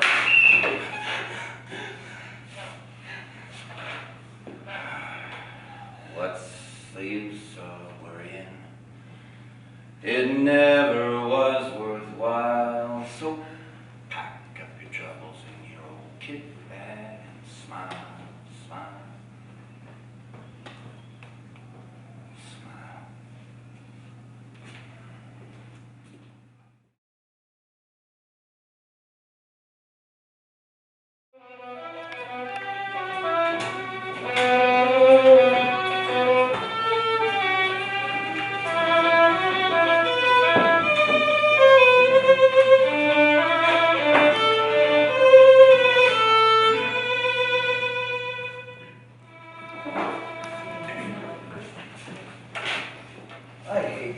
Had your supper yet? Yes. I hate to keep you working overtime like this, but with the boys in Hall C kicking up such a rumpus, we've got to make sure the books are in perfect shape in case those professional snoopers get their tails on us about something. Yes, sir. I hope working nights doesn't interfere with your social life. Oh, I don't have much of a social life right now. How come? Like, I've been so busy job hunting since I moved here, but I haven't had much time to cultivate friends. No boyfriends, huh? Well, I have a few that I correspond with. Yes, but there's a limit to what you can put in an envelope, huh? Suppose there is. So, Mr. Whalen, yes. there seems to be quite a number of bad discrepancies in the commissary report. What do you mean? Don't add up, right? Well, I failed to account for about $600. What shall I do about it? I'll get Jim to check it over with you. You know, there's a lot that can be done with a little bit of manipulation of the numbers. Jimmy will explain that to you. I see. So, how long have you been working here? 2 weeks. Generally, I get sick of it. Girl, in less time than that, she don't measure up to the job. Well, I hope I've shown my efficiency. Efficiency. I don't look for efficiency in my girls. Well, what do you look for, Mr. Whalen? Personality. You're in a position where you gotta meet the public. Big men politically come in this office. You give them a smile. They feel good. What do they care about other taxpayers' money? Those boobs going around checking over accounts. What happened to this guy? Where did that nickel go? Jitney bumps, that's what I call them, Eva. Jitney bumps. No siree. I got no respect for a man that wants a job where he's got to know where every red copper that happens to slip through his hands. Policy, that's what I'm after. Being political about certain things, it don't matter ever, you see? Yes, I think so. So, what color blouse is that you got on? It's scarlet. It's right Frenchy looking to me. Thank you. Why don't we drop that formality stuff? How do I look to you? Unromantic? Not so much like one of them movie stars. Well, I'll have you know how well I get along with some of my girls. Why, I had a date not so long ago. Girl that works over the cattle and grain market. Same age, same build, same look, everything. By the time I was through loving her up, she says to me, "Do it again, Papa, do it again." You know why? Because she loved it, that's why. Have you ever been in here? No. Well, I want you to come in and see how well I got the place fixed up. No. Why not? married man, Mr. Whalen. I'm not that kind of girl. That act has been off the stage for years. It's not an act, Mr. Whalen. You're okay, sister. Keep right on pitching in there. Now that you know me better, do I still have a job? You bet your life you still got a job. Come on in, Jimmy boy. Excuse me. I want you to check over this commissary report with Miss Crane. She says there's a few discrepancies. Fix that up, Jim. Yes, sir. How are the boys in Hall C? Pretty quiet, huh? Too quiet. How's that? When they're making a noise, you know what's going on. They're probably scared to let a peep out since I put that gang in the hole. No, I got an idea they're gonna quit eating. Quit eating? You mean hunger struck? Yeah, they're tired of spaghetti. Well, maybe a change of climate would improve their appetites. Klondike? Yes. Klondike won't hold 3,500 men. That would hold Hall C. Yeah, but Butch is in Hall C. What of it? He's got a lot of influence with the men. Butch O'Fallon is a troublemaker, and I'm going to sweat it out of him. I wouldn't recommend it, boss. Hunger makes men pretty desperate, and if you torture them on top of that, there's no telling what might happen. No. Hunger strike is something I will not put up with in here. It creates a sensation all over the country. Next thing you know, cranks of every description start bitching about goddamn treatment of mugs in here. Mugs that would knife their own mothers for the price of a beer. The easiest way to avoid it would be to improve the food. Avoid it. Hell, I'm gonna smash it to pieces.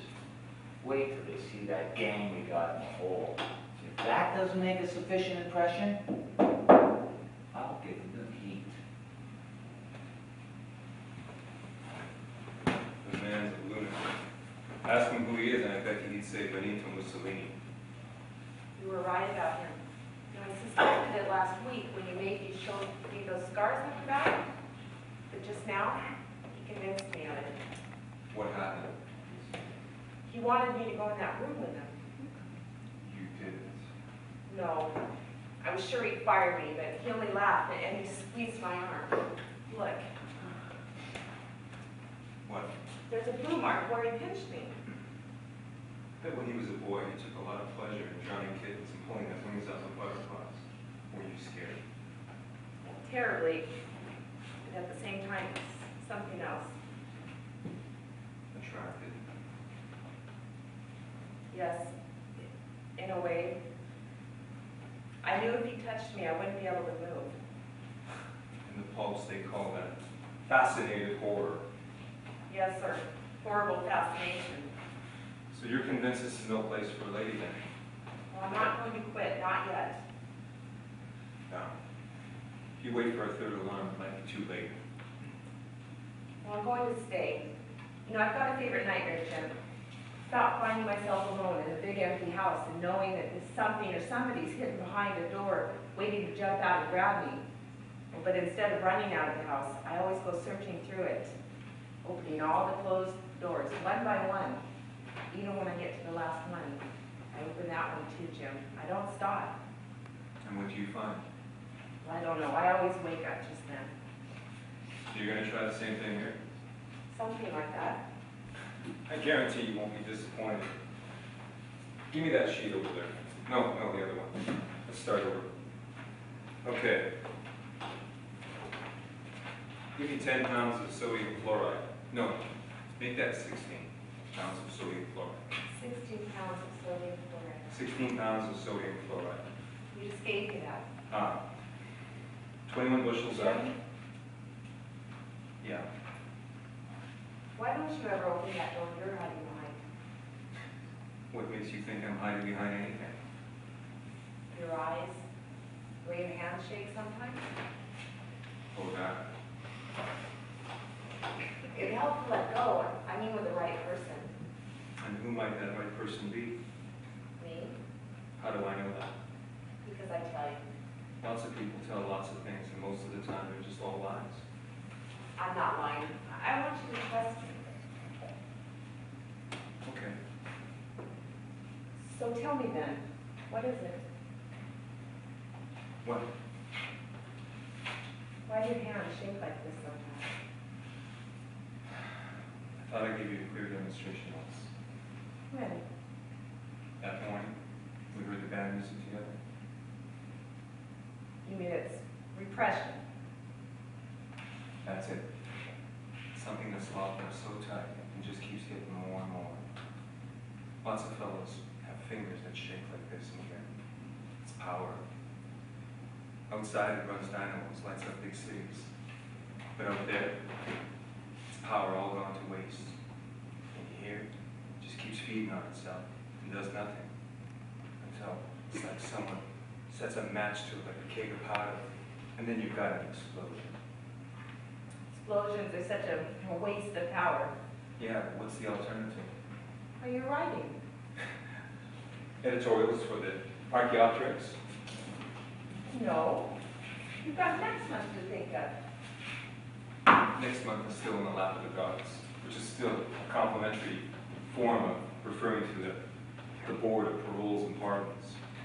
Well, I don't know why, but I feel so sure that these 10 years of waiting, they've made you stronger than other men are. You've stored up so much in you that when you get it out, there's nothing that could stand in your way. Jim, you'll push down ordinary walls and you'll walk right over them. People will say, who is that man? Where did he come from? And I'll smile proudly, because I know. I say, he's a man from another country. He's a giant. He's got lightning in his right hand and thunder in his left. And I'll know all the secrets about him. All the sweet, strange things that only a woman can know. And I can tell you, that when that comes, we'll both be together.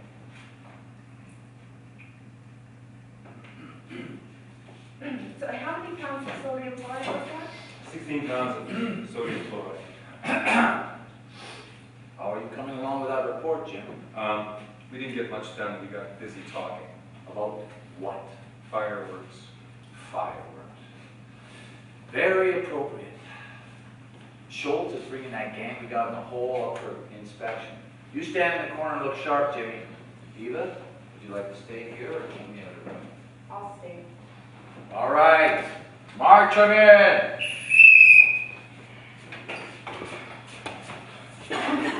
Stand up straight. Look sharp. Nice looking bunch. Ought to make quite the impression when they go back to Hall C. How long you been in the hole, son? Get back there. Well, why don't you talk? He can't talk.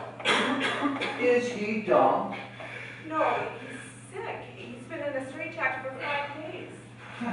Well, I think he needs 5 more. No, I think Swifty's had enough, boss. Who asked you? No one. Just volunteered information, huh? Yes, sir. Yes. How would you like to join them in there, would you? No, sir. Then you better cut the cackle. Ollie. Yes, sir. You look kind of all done. I is, sir. I nearly checked out last night. Didn't think I lived to see day. Well, I think another night ought to just about fix you up. Can't make it, boss. What do you think, Schulte?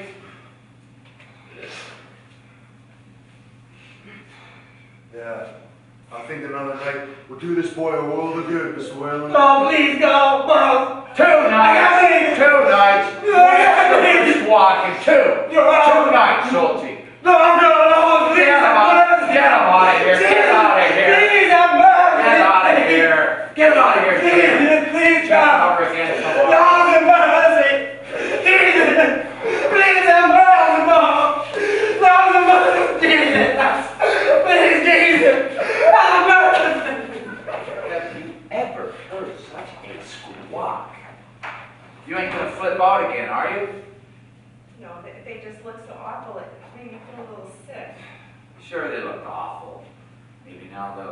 appreciate good treatment after this. I wager there'll be no more kick about food. What's going on out there? What's going on? Ollie just What, took a dive? butted his head against the wall and broke it. What, his head or the wall? His head. Is, all right. Cart him over to the sick house. Not the sick house. Is he dead? Yes. God damn it, you could have prevented that, Jim. Why didn't you watch out? Give even one of them cards to fill out. Hurry up. The top drawer, come on! Hurry up. Fill this out, Eva. What was that guy's name? Oliver. Oliver Jackson.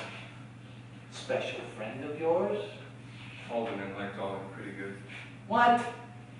How old? 26. Sent? Stole a crate of canned goods off the back of a truck to feed his family. Charge? Larceny. Larceny. Cause of death? What was this Wasser man? Negative. All right, you write this down. Oliver Jackson, 26.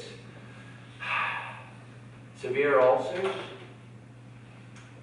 Stomach cramps. That's what you gave the same boy last week. Okay, well, we'll make it a bad cold, complications, pneumonia. What's going on now? They're making a noise. Where's it coming from? All C? No. Halls A, B, C, D, E, and F. What are they bitching about now, Jim? They must have heard about Ollie. They liked him pretty good. Schultz. Schultz. Schultz. How are those pipes in Klondike? Get the radiators tested and ready for action.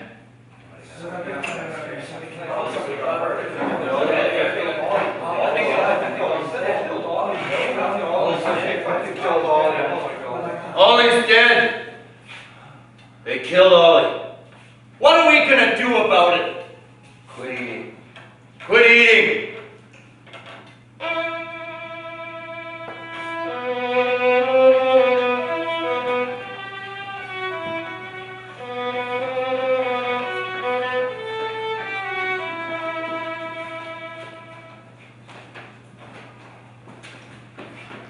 Warden's office?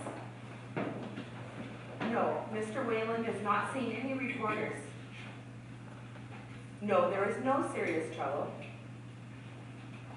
No, you cannot get on the island without a special permit from Mr. Wayland. The rule has been in effect for about 6 days. No, not on account of a hunger strike. Yes, goodbye. Nervous, young lady?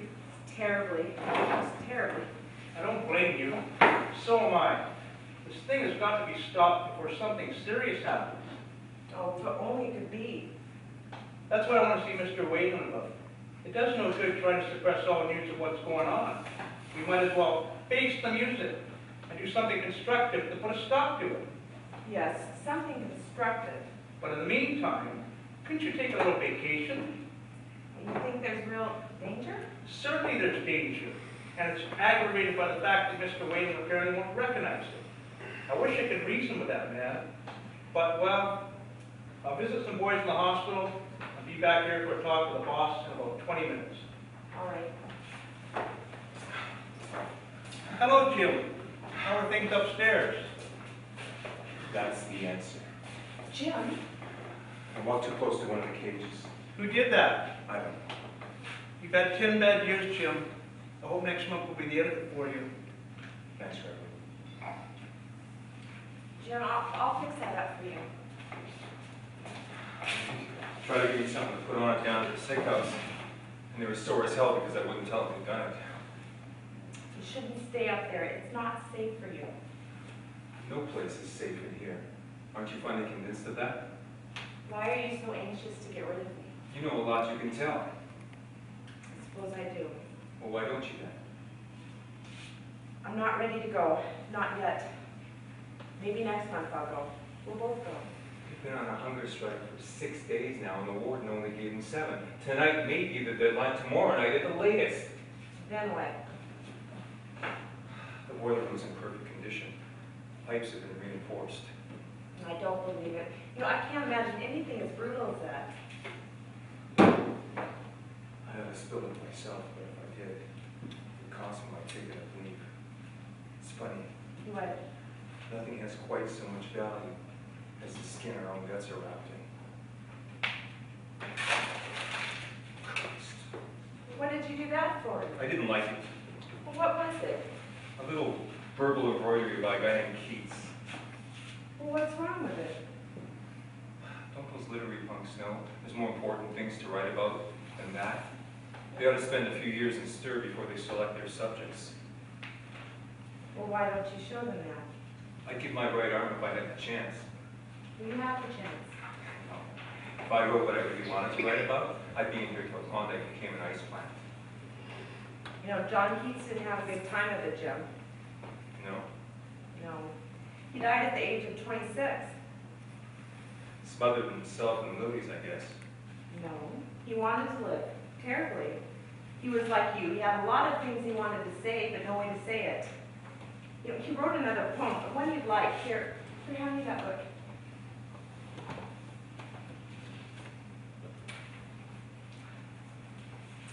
Here it is.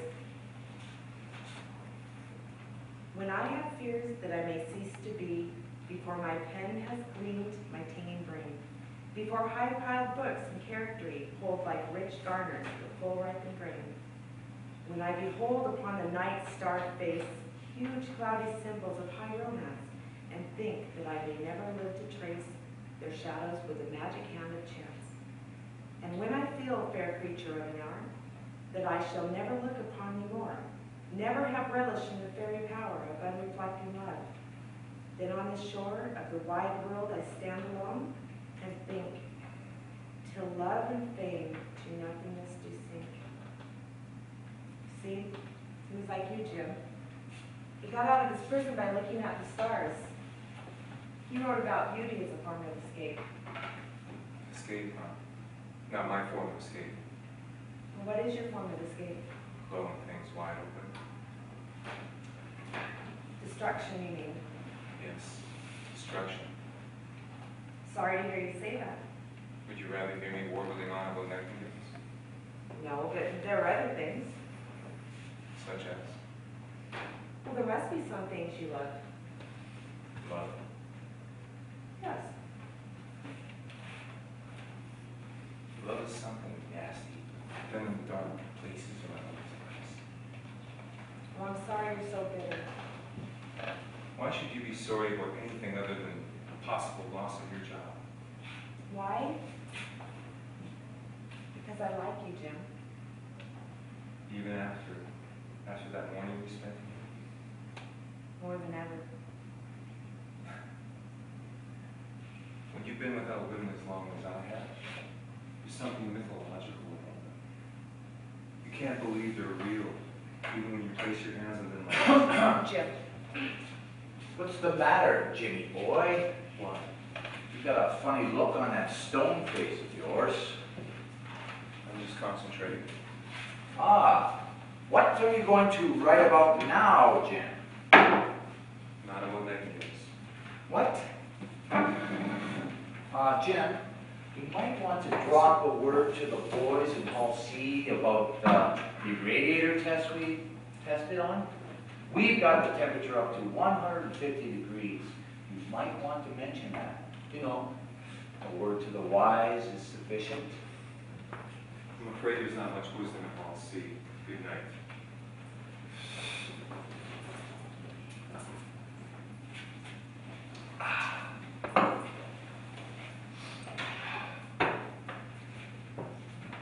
What do you want, Reverend? I want to talk to you about the death of Oliver Jackson. What about it? I think it could have been avoided. Sure it could have. Nobody told that fool to take a dive. He was goaded to desperation. Oh, you think so? There have been too many suicides, several drownings, hangings, so-called accidents since I've been here. Now it appears we're in danger of mass suicide in Hall C. The men have gone on hunger strike, which I think is fully justified by the quality of food they get. Now, I'm beginning to suspect who is responsible for the wild stories that have been leaking to the public about things here. You, sir, are what the boys call a stool pigeon, Reverend. I'm a conscientious steward of Christ, and as such, I protest against the inhuman treatment of convicts in this prison. Who's running this prison, you or me, huh? Mr. Whalen, the universe is like a set of blocks. The kind you had in kindergarten, a little one that fits it over a big one, until you get up onto the very biggest of them. Yes? Yes, and that biggest block is the one I'm representing, the kingdom of God. Well, I'm afraid your work here is beginning to interfere with your higher duties. So, I want you to climb back up there on that great big block you're talking about and stay up there. There, that is your place. You leave me alone on the little block. There's your notice, Reverend. You're free to go now. I could leave here gladly if it wasn't for what I have to take with me. You are taking nothing with you but the clothes on your back. I'm taking much more than that. Well, maybe I better have you frisked on the way out then. You strip me naked, and I still have these. These what? Memories, shadows, ghosts.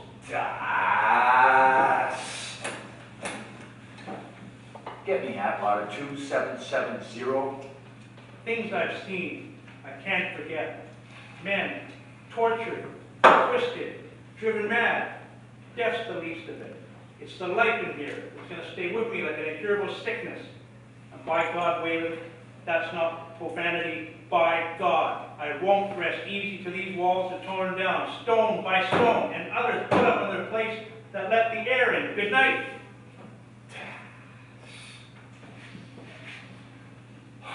Hello, Reverend. This is Warden Whalen. Our chaplain just resigned. I want you to come and talk to me. Your job in for you. Yes, sirree. You'll be here before Sunday's service. Memories. Shadows. Ghosts. What a screwball.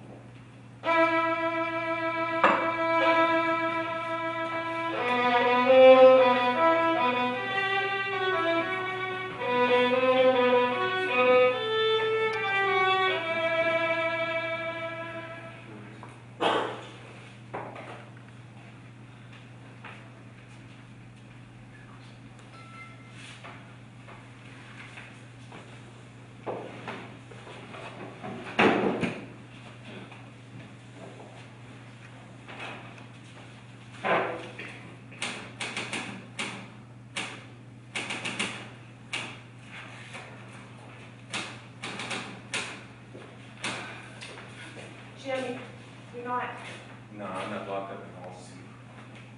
haven't seen you. I was afraid that, You must have forgotten how special a value there is attached to my hide. you look awfully tired, Jim. Yes. And how did you sleep at night? Well, not well. How do you sleep at night at all, knowing what you know and keeping still? Well, what else can I do but keep still? You can tell the State Humane Society that there's 3,500 animals being starved to death and threatened with torture. And lose my job? Oh, excuse me for being so impractical. Well, you don't understand. I was out of work for 6 months before I found this job. This is the 0 hour. Whalen has given instructions to put Hall C in Klondike tonight. They don't eat supper. I know, I heard him. That's it. What are you going to do? Blow the lid off of the stinking hole. No, Jim, I'll do it. When? Now, tonight. You look. I'll visit the newspaper offices on my way home. No, wait till tomorrow night. We'll have more definite evidence with Hall C and Klondike. Well, Jim, what do the boys in Hall C think about the change in climate that I've arranged for them? Schultz, no. He's going to tell the men when he brings them up from the hole. They'll be eating their supper tonight. And what will supper be? The old perennial favorites, hamburgers and spaghetti. I am not going to mollycoddle those bastards. Sorry. I don't think they're going to eat. Huh, you don't, huh? Well, I do. Eva, I want you back after supper. We've got to make sure the books are in perfect shape in case those snoopers get busy. Yes, sir. You better catch the ferry at 7:15. All right. How about my parole, Mr. Whalen? How about your parole? What about it? It's coming up next month. Oh, you got a lot of brass, Jimmy I boy. guess it pretty much hangs on your decision. Bother me about your goddamn parole at a time like this. Why do you say that? Because you will get a ticket to Klondike if I hear any more about it from you on that subject. It's important to me.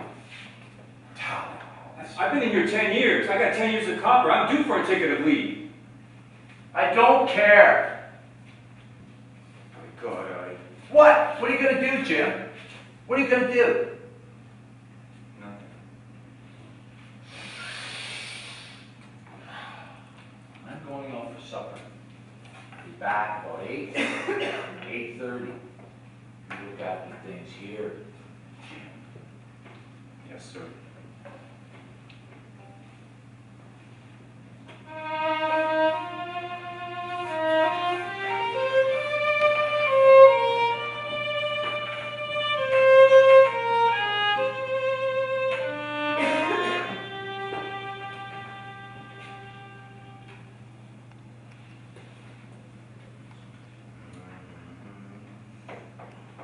We tried to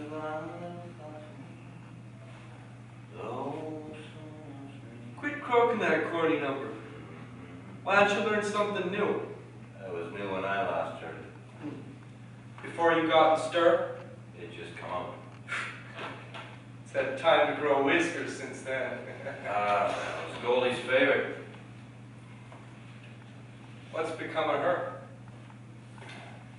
How the hell should I know? Quit writing 10 years ago. Christ, she's probably died of a sit by now. No, not Goldie. I wish I was dead. I used to have nice fingernails. Look at them now. My teeth were nice too. I had nice hair. Now when I look at myself, I wish I was dead.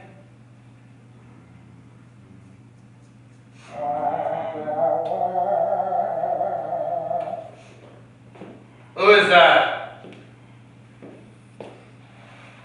That you, Kraus?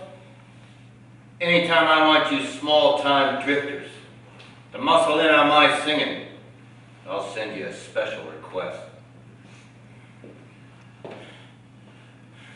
I wish I was dead. I hope I'll starve to death. And I will.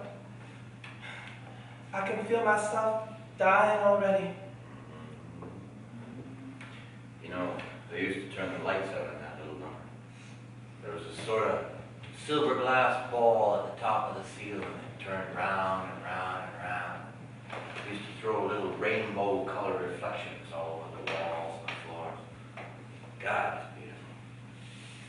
Honest to God, Butch, I can't hold out much longer. No? No. I got a weak constitution. I was already in a nervous rundown condition before I got sent up here. Hell, it was a bum rap anyways. I mean, I didn't sell any weed. I mean, I used to smoke them, but never sold any. Persecution. All my life, persecution. Maybe they'll kill me down there at Klondike, because I'll never get out. Never get out, never. Dummy up. Have you been to Klondike, Joe? No. Butch has. What's it like, Butch? They say it ain't the heat so much. What is it? The humidity? Can't breathe good. It's sort of suffocating. They're bringing him up from the hole. Go on. Ain't no funeral march yet. Get in there. All right. Have a good look at him. And remember this. The hole is just a small dose compared to Klondike. Klondike's the big medicine. And the boss is all set to pour it out in double doses for any of you wise bastards that don't feel like eating supper tonight. Where the fuck is Ollie? Yeah, where's Ollie? Yeah, where's Ollie? Where's Ollie? Huh? Who's responsible if some fool takes a notion to butt his own brains out? You see this here thermometer? See that red mark? That says blood heat. See that mark up here? 20 degrees more? That says fever heat. You think it's gonna stop there? Not a chance. It's gonna keep rising till it busts clean out of the top. It's gonna break all records. It's gonna be the biggest heat wave in history. Now, if you don't think I'm a good weather prophet, just one of you finicky lads, leave a little spaghetti on his plate tonight and see what happens. Spaghetti. Yeah, spaghetti. Spaghetti, huh? Well, we ain't gonna eat it tonight. Nor no other time. Until Whalen cuts out the graft and gives us something besides hog slop. Is that what you want me to tell him? Yeah. Yeah, you can tell him that. And if you don't like it, well, Klondike. Tonight. If we don't eat. cut the cackle, all you. Now listen up. Listen up, all of you. Anybody in Hall C that eats is gonna pay for his supper in kangaroo court, and I'll assess a maximum fine. You know what? Now, you're all scared. You're all scared of Klondike. I say let him throw us in Klondike. Maybe some of you weak sisters will be melted down to grease chunks. But not all of us. Some of us are going to beat Klondike. And Klondike is their last trump card. When you got that beat, you beat everything that they got to offer in here. You got them over a barrel. You got them over a barrel for good. And so then what happens? They come up to us. They come up to us. And they say, you win. What is it that you want? And we say, Boss Whalen is out. Get us a new warden. Fuck yeah! Get us decent living conditions. No more overcrowd. No more bunking up with contagious diseases. Fresh air in the cell blocks. Fumigation. And most of all, boys, we want some food that's fit to put in our bellies. That's right. No more spaghetti and beans and hamburger and beans and spaghetti. Do you feel like the whole fucking world is made out of nothing but hamburgers, beans, and spaghetti? Now maybe, just maybe, when we get through house cleaning this place, it'll be like the industrial reformatory that they have in Chillicothe, where guys are learned how to make a living when they come out of stir. And they teach them trades and improve their education. Not just lock them up in dirty holes and hope to God they die as to save the state some money. Now, tonight we go to Klondike. And there's 3 compartments. One of them is little hell. One of them is middle-sized hell. And one of them is big hell. And you all know which one Butch O'Fallon is going to be in. And so if I ain't Yellow Boys, don't you be neither. That's all I got to say.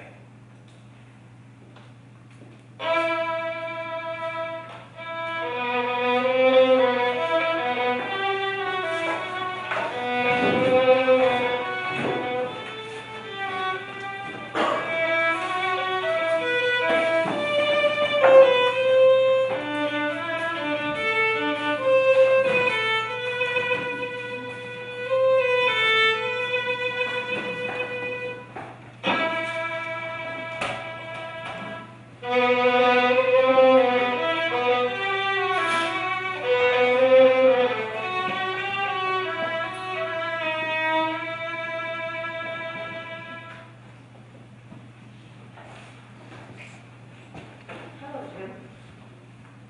Yeah. Nice out. It's a bit cooler. What's wrong with you? Ask me what life is, Ava. Ask me what life is and I'll tell you. It's a gradual process of time. That's what it is. Worse than I expected.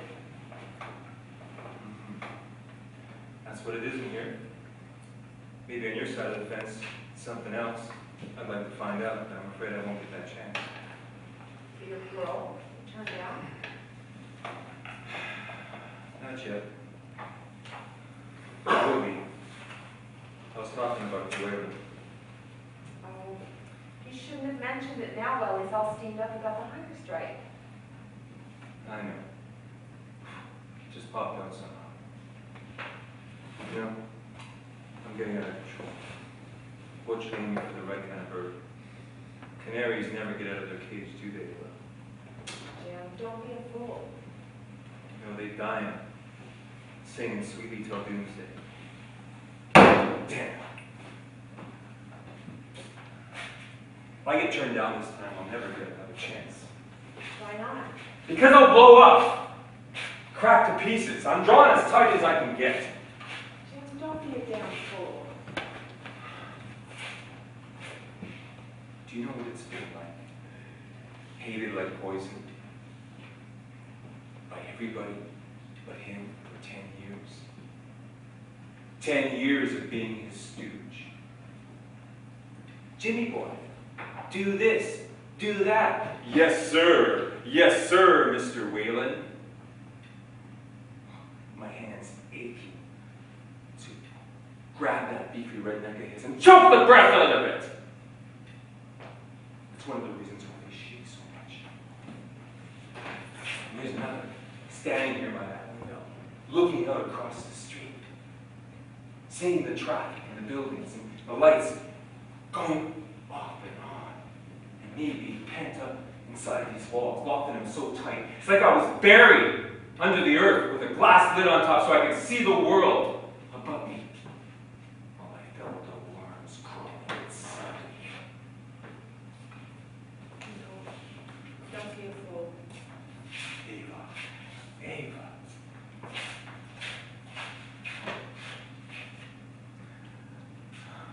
Jim, How did this happen between you I and love me? you.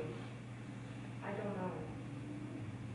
It's the dirtiest trick they've ever played on us. Don't say that. We can't have each other, Ava. We never can. We can. Where? Somewhere. How? I don't know how. Neither do I. But next month. There won't be a next month. There will be. There must be. Why? Why? Because I love you so much. It's got to happen the way I want it to happen. Why do you love me so much? Why is anything on earth? I don't know why. Neither do I.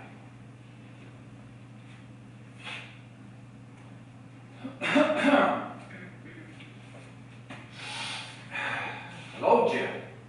Still here. Schultz. Call. Well, he's got his instructions. Yes, he said that he had. Jim, I want you to take this down to the switchboard and have it posted and sent to all stations. What does this mean? Never mind what it means, just do it and step lively. Yes, sir. Back on the job, huh? Yes, sir. I should have told you to bring some things with you. What things? Your little silk nightie and stuff. Well, what do you mean? Quarantine. Bad epidemic's broken out. 25 cases are going to be running a pretty high fever tonight. So I put this place under quarantine restrictions. Nobody's going to leave the grounds until the epidemic is over. Well, I can't stay here. Sure you can. My wife will fix a room up for you. You'll be very comfortable here. No, I won't do it. Sorry, I'm afraid you have no choice. I haven't I? Nope. I'm not running the risk of any outside interference while this trouble is going on here. It's my business, and I'm going to keep it my business. So, just as a precautionary measure, I've ordered the boats to take no passengers on or off the island without my special permission. I think you've exceeded your authority. You're wrong there, sister. In times of emergency, I can do what I damn well please. Say, what's the matter with you? Anyways, fine. It's a nervous strain we've all been under these last few days. I've got gas in the stomach myself here. No, you've been drinking too much. I'm afraid it's begun to affect your sense of judgment.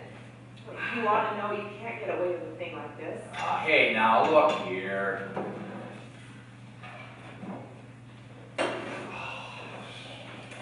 Riverside 3854W. No outgoing calls can get through. You're wasting your time. Then I am a prisoner here. You are temporarily detained on the island. Might as well make the best of it. I don't know why, but I'm terribly frightened. Why are you frightened? You've gone and worked yourself all up. You have nothing to be nervous about, Eva.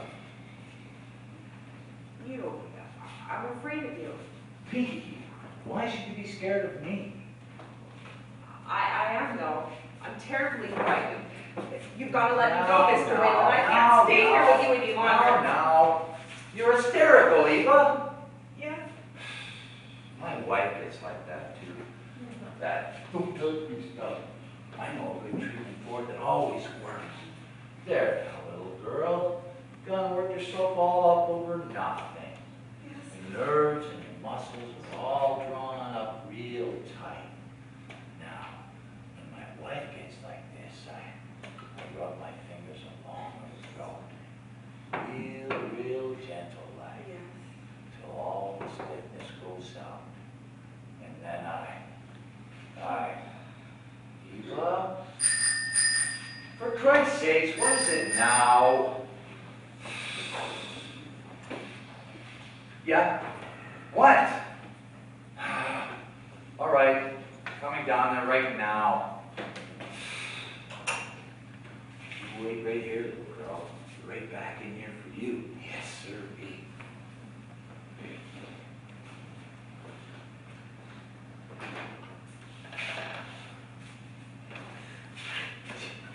Hold on to yourself. Get me out of here, please.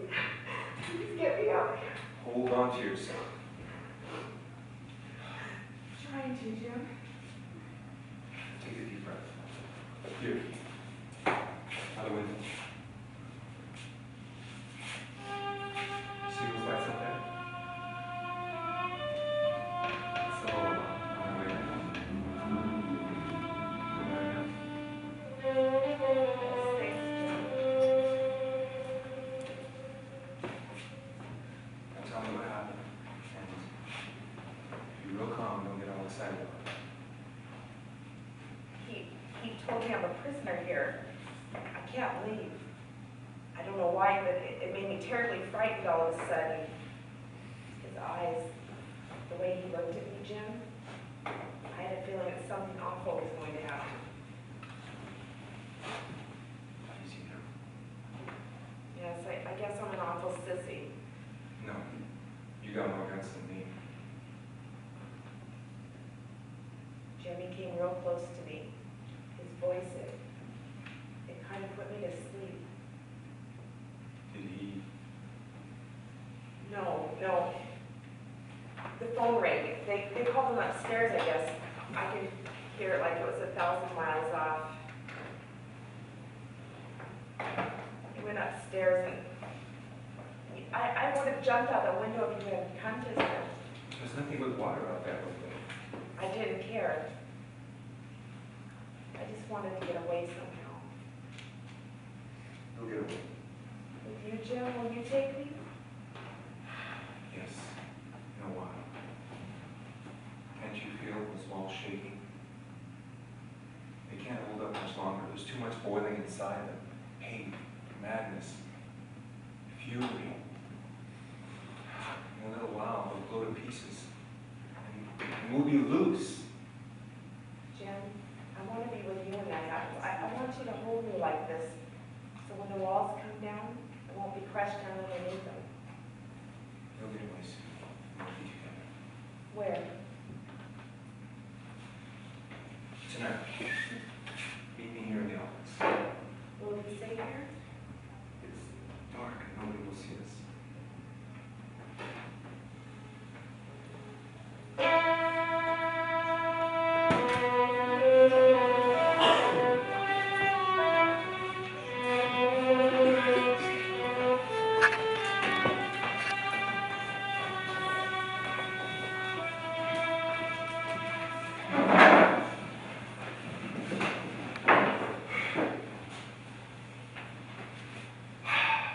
So, how is it down there now?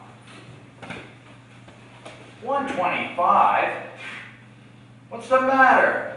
Get it up to 130. You got Butch O'Fallon at number 3, ain't you? Good. Give number 3 135 and don't let up on it till you get further instructions from me. Hey, got them windows in the hall shut? Good. Keep them shut. Let them squawk their goddamn heads off.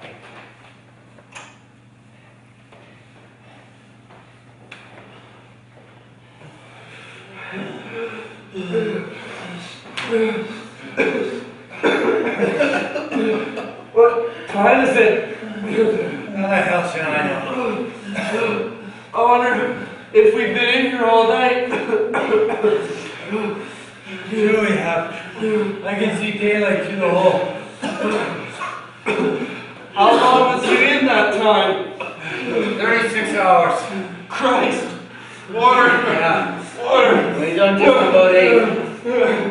Hey, you know what the old maid said to the burglar when she found him trying to jimmy the lock? Yeah! Swifty sick. I am too. Someone come down here. You heard that one, did you? Yeah. A long time ago, Butch. You ought to know some new ones then. No. Not any new ones, Butch. Well, tell some old ones, goddammit. Don't you all just lay there like you're supposed to be laid under. Let's have some life in this party. Sing, goddammit. You know some songs, Queenie. You got a voice. Come on, boys, put some pep into it. What's the use of worrying? It never was worthwhile. Come on, boys, sing it out. Pack up your troubles in your old kit bag and smile, smile, smile. They're giving us more. Oh my God! Why don't they stop? Why would they let us out? Please! Yeah! Please! I gotta give us more heat. Sure, they're giving us more heat. Don't you know it's Klondike, for Christ's sake? Oh, what's the use of crybabies? You want to go on sucking a sugar tit your whole lives? Come on, Queenie, come on! What's the use of worrying? Come on! It never was worthwhile. Come on now, sing it out, boys. Water! Drink some water! Let me in there. You're hogging it! You're hogging it! Can't you see All right. I'm choking it down? All right!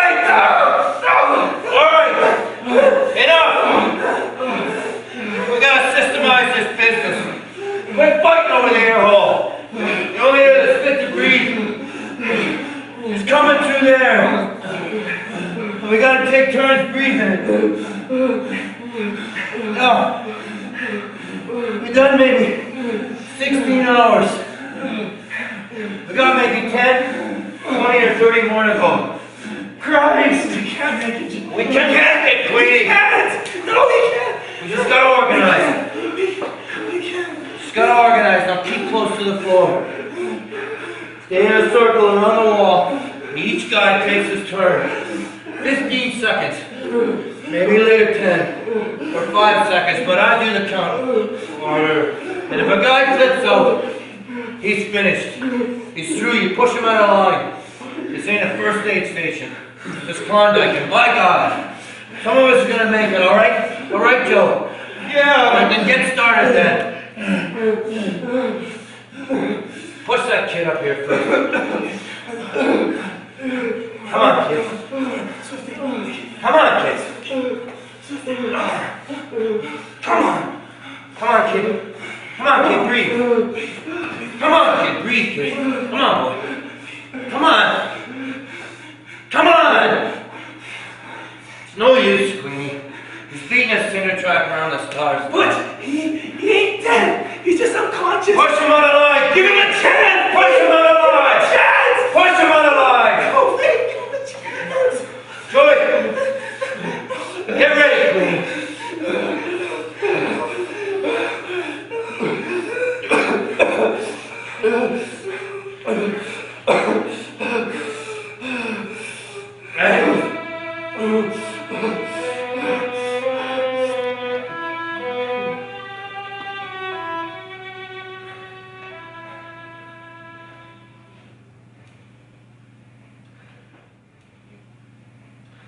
You heard them. What?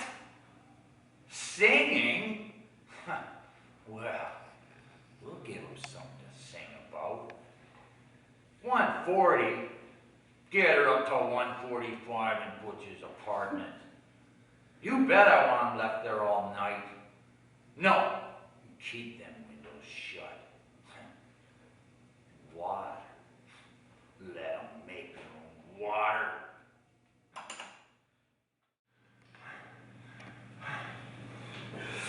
Here comes more. Keep down, Queenie. Keep down! Joe, look. The burner with me. That's one way out. Maybe the boss will come down and check us over. No, he wouldn't. Well, maybe Schultz will. Or the canary.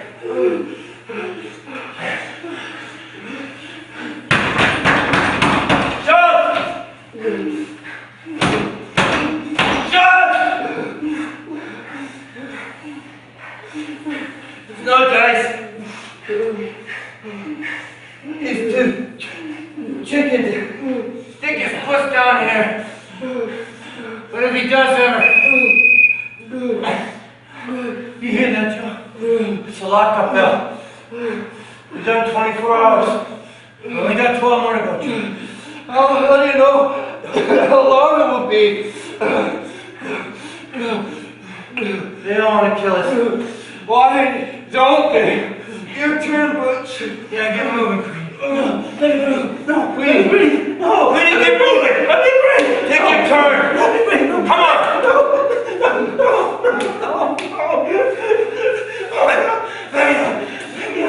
Let me out.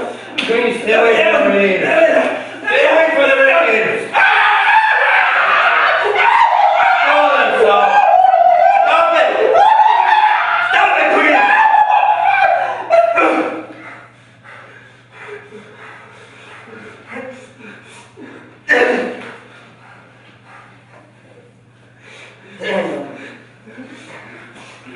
Butch, you killed him.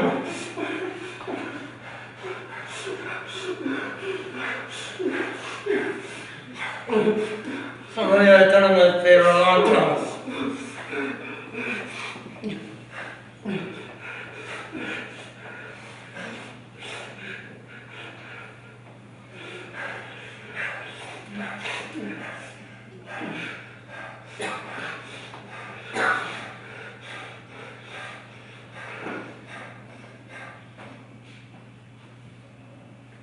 How hot is it now down in Butch's compartment? 150? Good. Keep it up there until I give you further instructions. I'll be in my office until about midnight if anything should come up.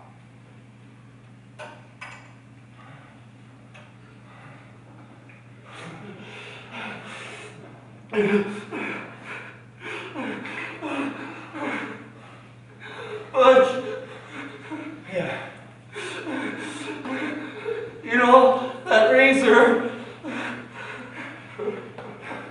What about it? Use it on me. Quick. I don't want to get done with this. Keep holding yourself, Joe. Keep holding yourself. You can make it.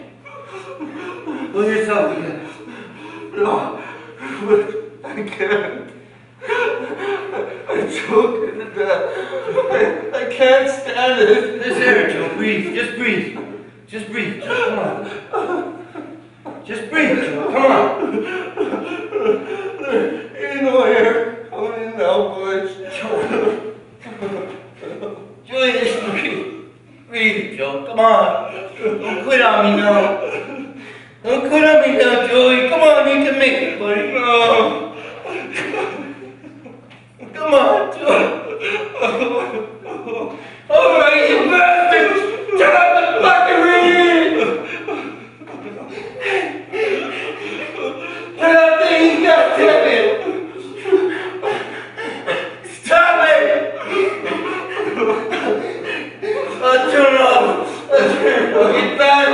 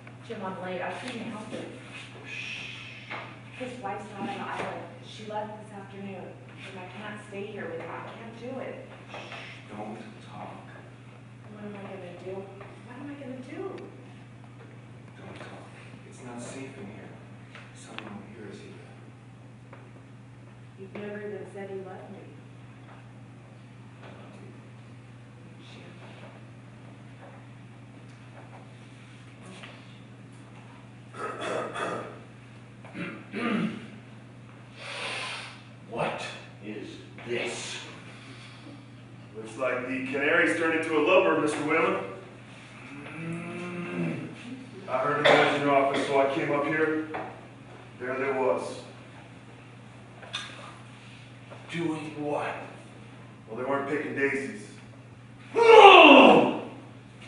And you, a while ago, got all hysterical in here, objected because there was no chaperone in the house.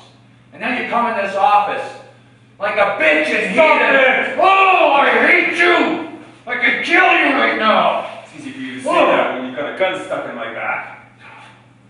Schulte, put down that gun. You know, it's very disillusioning when you give someone too much confidence to the wrong people. No, you can't do that to him. I won't stand for it. I asked him to meet me here. I asked him because I was scared. I was scared of you. I was scared of this awful place you've got us locked up. And he let us go. He let us both go before I screamed. I'll let the whole world know what's going on here. Take hold of that girl. Let her go! Ah! Oh! Ah!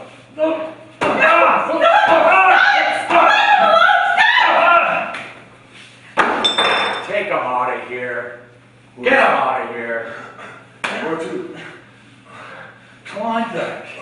Put him in with Butch O'Fallon. They're real good friends. Well, young lady, I'm sorry about this whole thing. I mean that sincerely. You probably don't know the string of it under. It's not easy being the head of an institution like this. Sometimes, and I'm telling you the truth, girl, I have been so sick at heart at things I've had to do and seen done that it's made me sick to even look at my little baby's face and hear her call me Daddy. Maybe it's done something to me in here. Sometimes, I don't know, I just don't feel quite the same anymore. It's awful, awful. Men down there now being submitted to awful torture. But what can I do about it? I've got to keep discipline. Dealing with criminals, there's no other way. Now, there's two ways I can look at this. This could be a very serious business. By your own confession, you remember what you said. You had Jim meet you in the office. Now, I'm inclined to be rather broad-minded about such things. But these discrepancies in the commissary report, things like that, serious sometimes. At least they could appear that way. What do you mean, Mr. White? You mean you would try to accuse me? No, no, no. Not unless you forced me to. What do you want? What do you want? What does any man want? What did Jim want? What did you give him? Sympathy? That way it could be very simple. We're always tired, overwrought, strained. Sympathy. All of us need it. Well, what will you do with Jimmy? Well, I love him. I know you probably don't understand how it happened between us. He's coming up for parole next month. yes, I have the letter in my desk right now. What letter? Recommending Jim's release. Of course, after this. You won't send it? Well, Suppose I did sympathize, as you say, and kept my mouth shut. And anything else you want? Would you send the letter then? Did Jim get his parole? why not? You see how easy it is to straighten things out even? Now? Would you send it now? Now. It's pretty late now. Look, the mailboat leaves 11:45. You can have it sent over by that. Don't worry. I won't back out. I'm not scared of you now. I like you. I'd like to show you how much.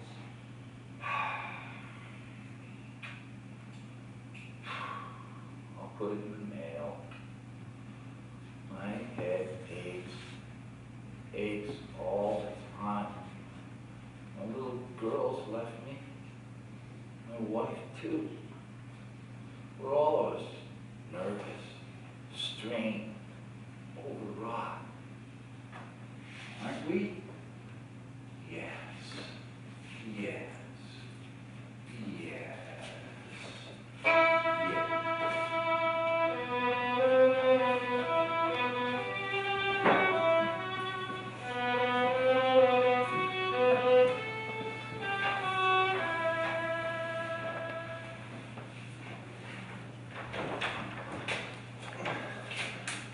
Making love to the boss's secretary. Fancy that. Oh, what a stink. They're all stiffs. Swifty. Queenie. Joe. Where's Butch? Here, you worthless bastard! When are you gonna die, huh? Toss your mittens. You. Think canary. Good work, Jim. No, you shows. Reach high. Butch, get them keys off me. Yeah. What is this? Let the boys out. We're going upstairs, Butch. You'll get the hot seat for this. Every mother's bastard you will. What are you gonna do, Jim? Get into something comfortable, Schultz. You're gonna sweat. No! Jim! Get back here! No! Jim! No! Somebody help me!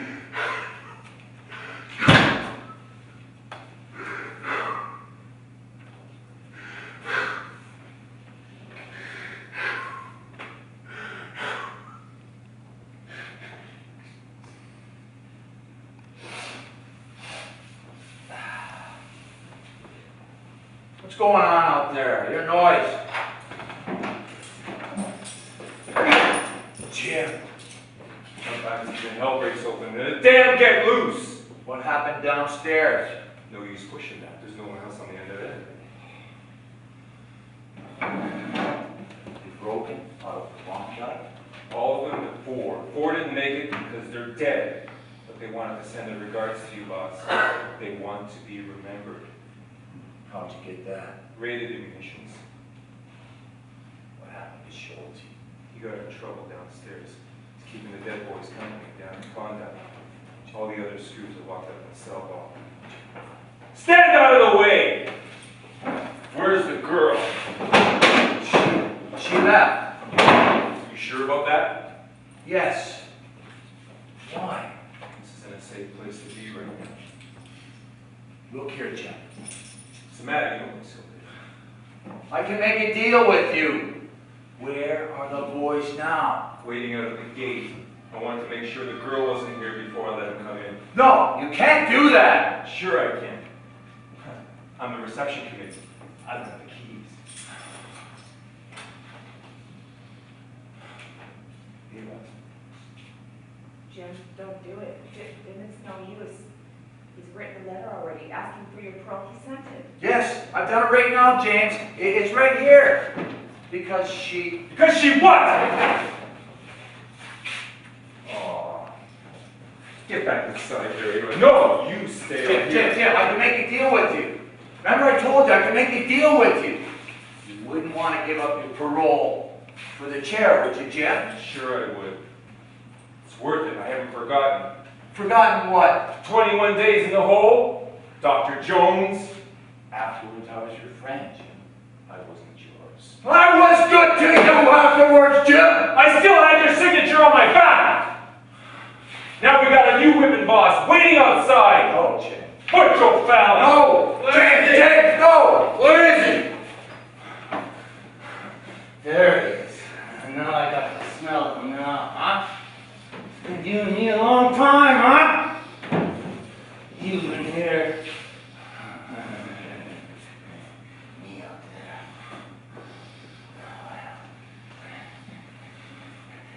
pleasure. Pigface. To make your acquaintance.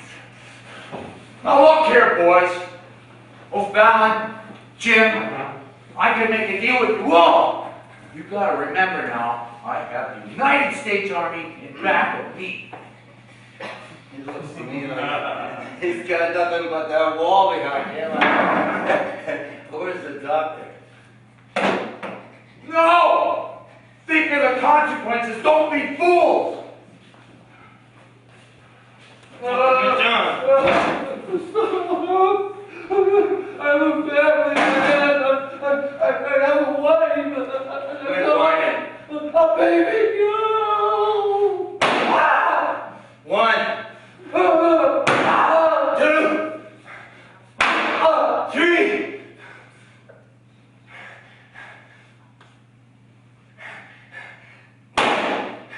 $19,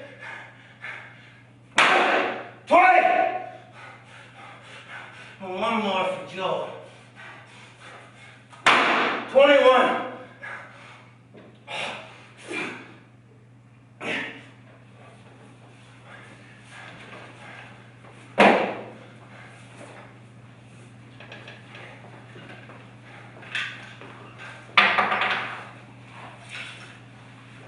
What have you done? Threw the blubber's carcass out the window. Into the water? Straight down. There's nothing but water out that window, Butch. What will you do? Well, you thinking there's a chance we could swim for? Yeah, we have a chance out that way. No. No, not me. Never did learn how to swim. Besides that, it's 5 miles to shore. It's rough as hell out there. I think I'm gonna stay here a while.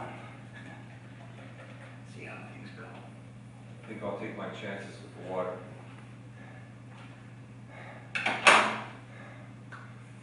Good luck to you. I guess I had you figured wrong. Thanks. There used to be a girl named Goldie at the Princess Ballroom, west of Brook Street. If you ever meet her, give her this. And tell her that I kept it all this time. Sure, Butch, I will if I... So long. I'm still here, you bastards. I'm coming.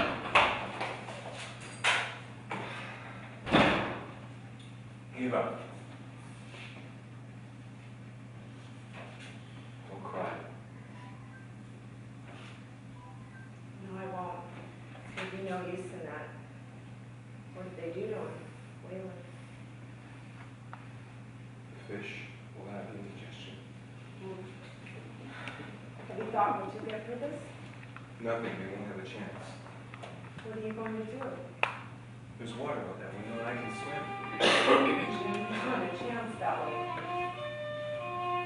Do that? It's the Lord, Music is... It's the lullaby.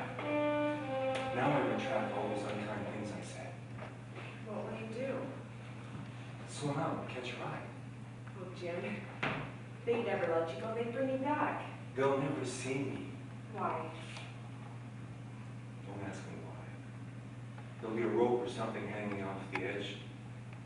And if she doesn't ride too high, I'll grab the rail. Jim. How? Don't ask me how. These are the times for uncertain things to happen, like for miracles, for wild adventures like the storybooks. Jim, we should have had more nights together with no walls. I would have liked to live with you on the outside. I'd touch the stone you're made of it. I'd make you warm. So warm, so terribly warm. Your love would burn as hot on my body than no length of time would heal. We could forget all this as something dreams. Jim, tell me where. Tell me before you go. Quick, she's almost close enough. Yes, but tell me where.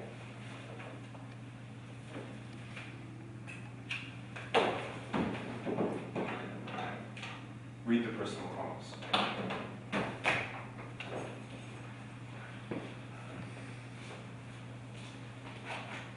Hey, lady, where'd you get those shoes? I don't remember.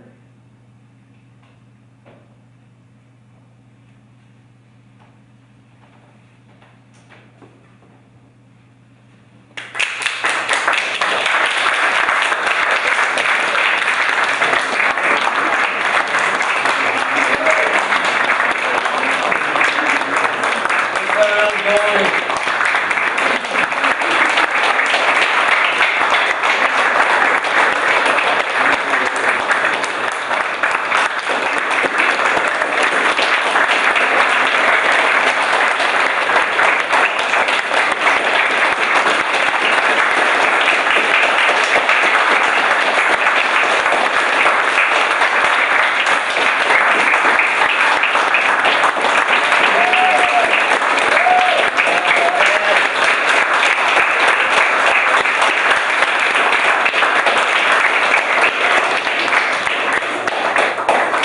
Joined us very recently in his superb Robbie Thompson, who has helped us.